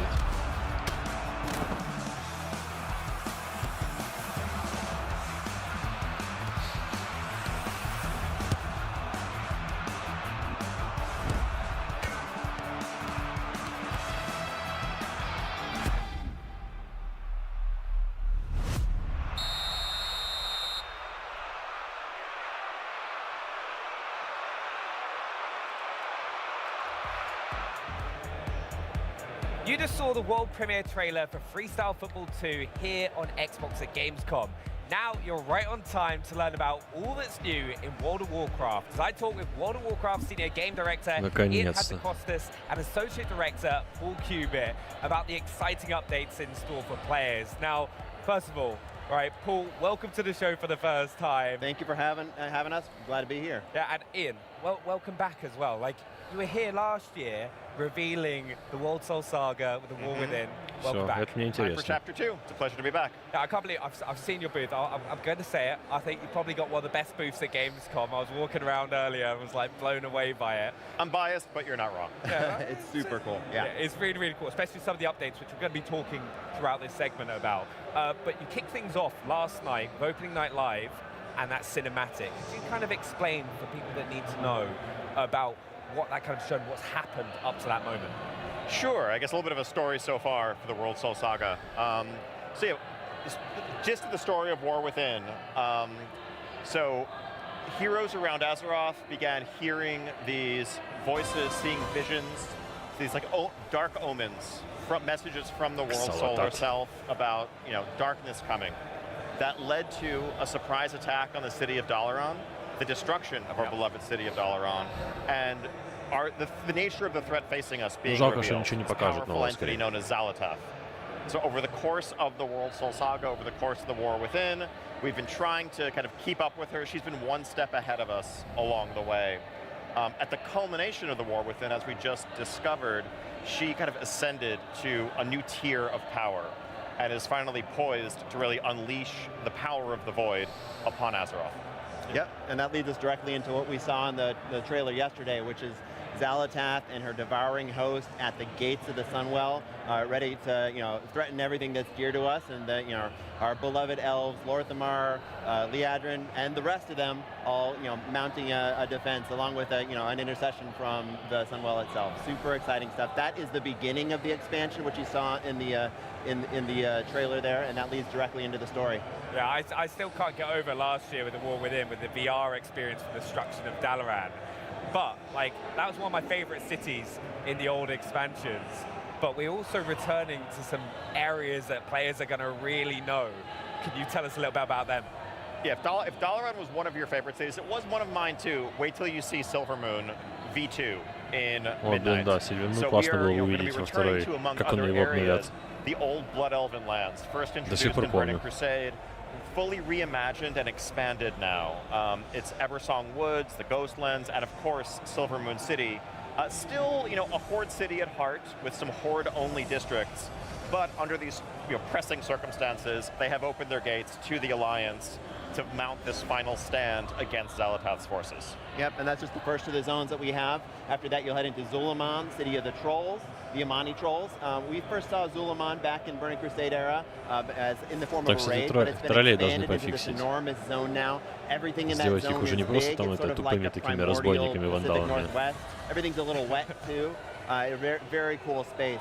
We also have Herondar, home of the Heronir. This is, the Heronir we met during the War Within. They're a race who are sort of this enigmatic, elf-like race. We don't know a whole lot about them. We're going to learn a lot more once we go to Herondar and learn that not all of them are as welcoming as the few we've met, Orwena and her crew in the War Within. And lastly, we're going to go into the Void Storm. This is basically Xalatath's space of operations where she is mounting her attack against Azeroth. We find our way into the Void Storm and take the fight to her and the Devouring Host. Super exciting, a bunch of beautiful zones. Yeah, I can't actually wait for Zulaman again. I still have memories of just the endless attempts of trying to get the Amani Warbear with that speed trial. So it's going to be really fun to go back. And of course, go to Silver Moon as an Alliance player. It'll be fun. But with all these new areas, what are some of the activities that people are going to get into when they go there? Well, the first, I think, is you're going to have the campaign, a new campaign that takes you through these zones, and it does so in an interesting way. You'll start by going into, into the city of Silver Moon and then into Eversong Woods. But after that, players are presented with a choice. Do they want to go to those two of those other zones I mentioned, go straight to Zulaman and learn a little bit more about the Amani Trolls, what's going on there? Do they want to go into Herondar and learn about the Heronir? Or do they want to go on a third chapter of the campaign, which is actually a little bit different? It is not tied to any particular zone, but it takes you to some of the older places in the world, places like Light's Hope Chapel, places like Stratholme, a couple other interesting places as well. And in that quest line, you'll be working alongside Eritor, son of Turalian and Ilaria, and helping him sort of interrogate his relationship with the light. Really interesting chapter. After you complete those 3 chapters, those 2 zones in the Eritor chapter, then you move into Void Storm. This is all like, in the interest of giving players a choice of which storyline is most interesting to them. And it's all done in a way which also leads you through a couple different delves. You'll play through a couple delves as part of the campaign, and a couple dungeons as well. And culminating with the campaign leading you directly into a couple of our raids. Some really interesting dungeons and raids we have put together. Yeah, exactly. I mean, as of course, alongside the zones, full complement of our bread and butter features for group gameplay. Delves, dungeons, and you'll note that Paul said raids, plural. So I think we're kind of breaking from recent tradition in Midnight, and our initial season is going to have not 1, not 2, but 3 separate raid zones for a variety of environments, a variety of foes that will kind of unfold themselves over the course of Season 1. I actually love that, because back in Karazhan and stuff like that, where you'd go to Gruul's Lair, it's nice to have that variety hopping in. But for players that are hopping in for the first time, right? Because I think the World Soul Saga has been great at bringing in new players and also returning players. What kind of features have you got for them to hop back in? Yes, I think we want to make sure that, whether you've played War Within and you're ready for the next chapter, or whether you're coming to World of Warcraft for the very first time or coming back from some long time away, that you can jump back in, understand what's going on, and join the action. And so we have a revamped and reimagined new player and returning player experience. The leveling experience seamlessly incorporates both Dragonflight and War Within content to get you fully caught up to speed. For returning players who may be, a higher level but not quite ready to go straight to Midnight, we have a new experience set in Arathi Highlands that's going to kind of, get you back up to speed on your mechanics, recontextualize you in the story of the world, and send you on your way so that you can join the fight in Midnight. Yeah, we've also added a catch-up quest line for the War Within. So sort of going into Midnight, if you never played the War Within, or if it's just been a little while and you want a refresher, you can play through all the major beats of that story in one quest line. It should not take the couple dozen hours that it would normally take to play through all 6 zones that make up that quest line. But it'll be a couple quick hours to go through all the big cinematics, all the major beats. By the time you're done, you should know everything that happened from the beginning of the Isle of Dorn to the end of Ghost of Koresh, and be fully up to speed to hop right into Midnight. Yeah, no, that's amazing as well, because it's a bit more welcoming as well to kind of drag one of your friends to hop in and play with you and explore that, which I'm excited about. But there is one feature, and it kind of goes back to your booth as well, right? That has been requested for so long, and we've got a touch now. I was watching it as well. You created Clash earlier. Player housing. Вот, Can you дома, let us know кстати, да. what we're going to experience with that? Absolutely, yeah. We are super excited for people to start stepping into housing. Housing has been a feature which has been in development internally for a long time. We've been sharing little details as we've been developing it over the last year or so. Here at Gamescom, people are finally able to hop in and start, playing with the decor, playing with those systems for the first time. What housing is you can have your own little corner of Azeroth. If you play both Horde and Alliance, you can have a Horde home and an Alliance home, and start decorating those spaces with decor that you'll start with a generous, creative decor that the system sort of just gives you, but then you go explore the world. You might find vendors who sell some interesting tchotchkes here and there. You might work with other crafters on your server who can make some interesting furniture for you. But you take all those things, you collect them, and then express yourself in a way that we think is, really just lets players express themselves however they want. Yeah, really, I think boundless self-expression is really, it's like a hallmark design pillar of the feature. We kind of threw out the entire rule book here, including gravity. If you want a table that floats in midair, you want a table that's upside down, you can do it. I think we really wanted to unleash players' creativity to make their houses the full expression of their personality. And it's not just, a single house that is your own, you're also going to be part of a neighborhood community. So we wanted to make sure when designing this feature that it didn't feel solitary if you didn't want it to be. That you were kind of connected, there's reasons for others to come into your home, for you to go into theirs, and for you to feel like part of a group. Oh, it's amazing. Also, for people that have been playing for a long time, so it's one of the first things I wanted to know when I heard about player housing coming in. I've been playing since the Burning Crusade. Am I going to have some extra cool bits to add into my house for that? You should, yeah. If you've been playing for decades, as it sounds like you have, then yeah, there's plenty of achievements that you would automatically have completed that would grant you decor. If you've advanced your professions, you may have access to build some of those things that would take other people, a little bit more time to get those professions to the point where they can build that particular piece of decor. So yeah, we want to make sure that people who've been playing for a while are rewarded for that play. Of course, this also comes along with that we don't want to have any of that be exclusive. So if you are just coming into World of Warcraft for the first time in Midnight, none of those should be opportunities that were only accessible to you in 2008 and they're gone. Anybody can go back and get that stuff whenever you like. Yeah, I can already tell, like Sam from our team will be hanging a warglaive up above his door, like without a doubt. But one of the big things as well, right? People aren't going to have to wait for the launch of Midnight to get their hands on player housing, are they? No, they are not.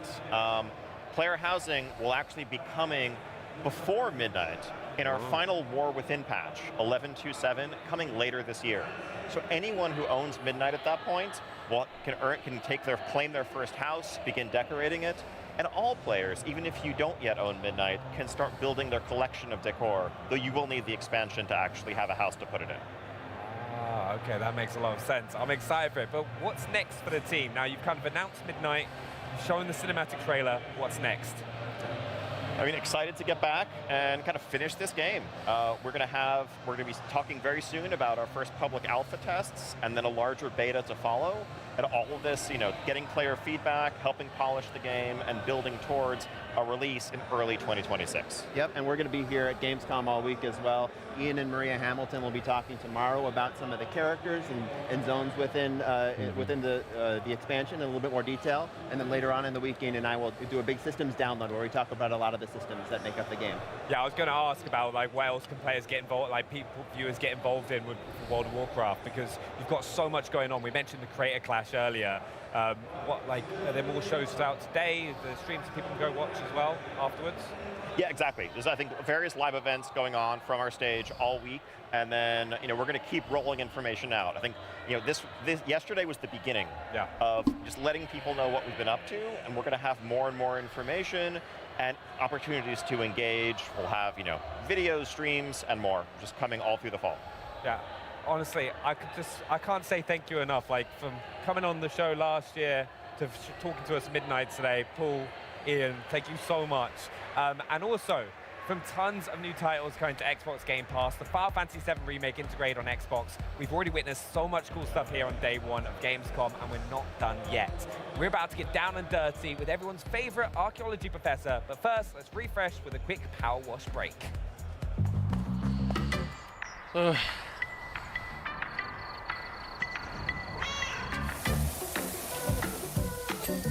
Короче, я предлагаю на этом закругляться. Сделаем паузу и в 8:30 с вами встретимся. Так что пока не прощаюсь.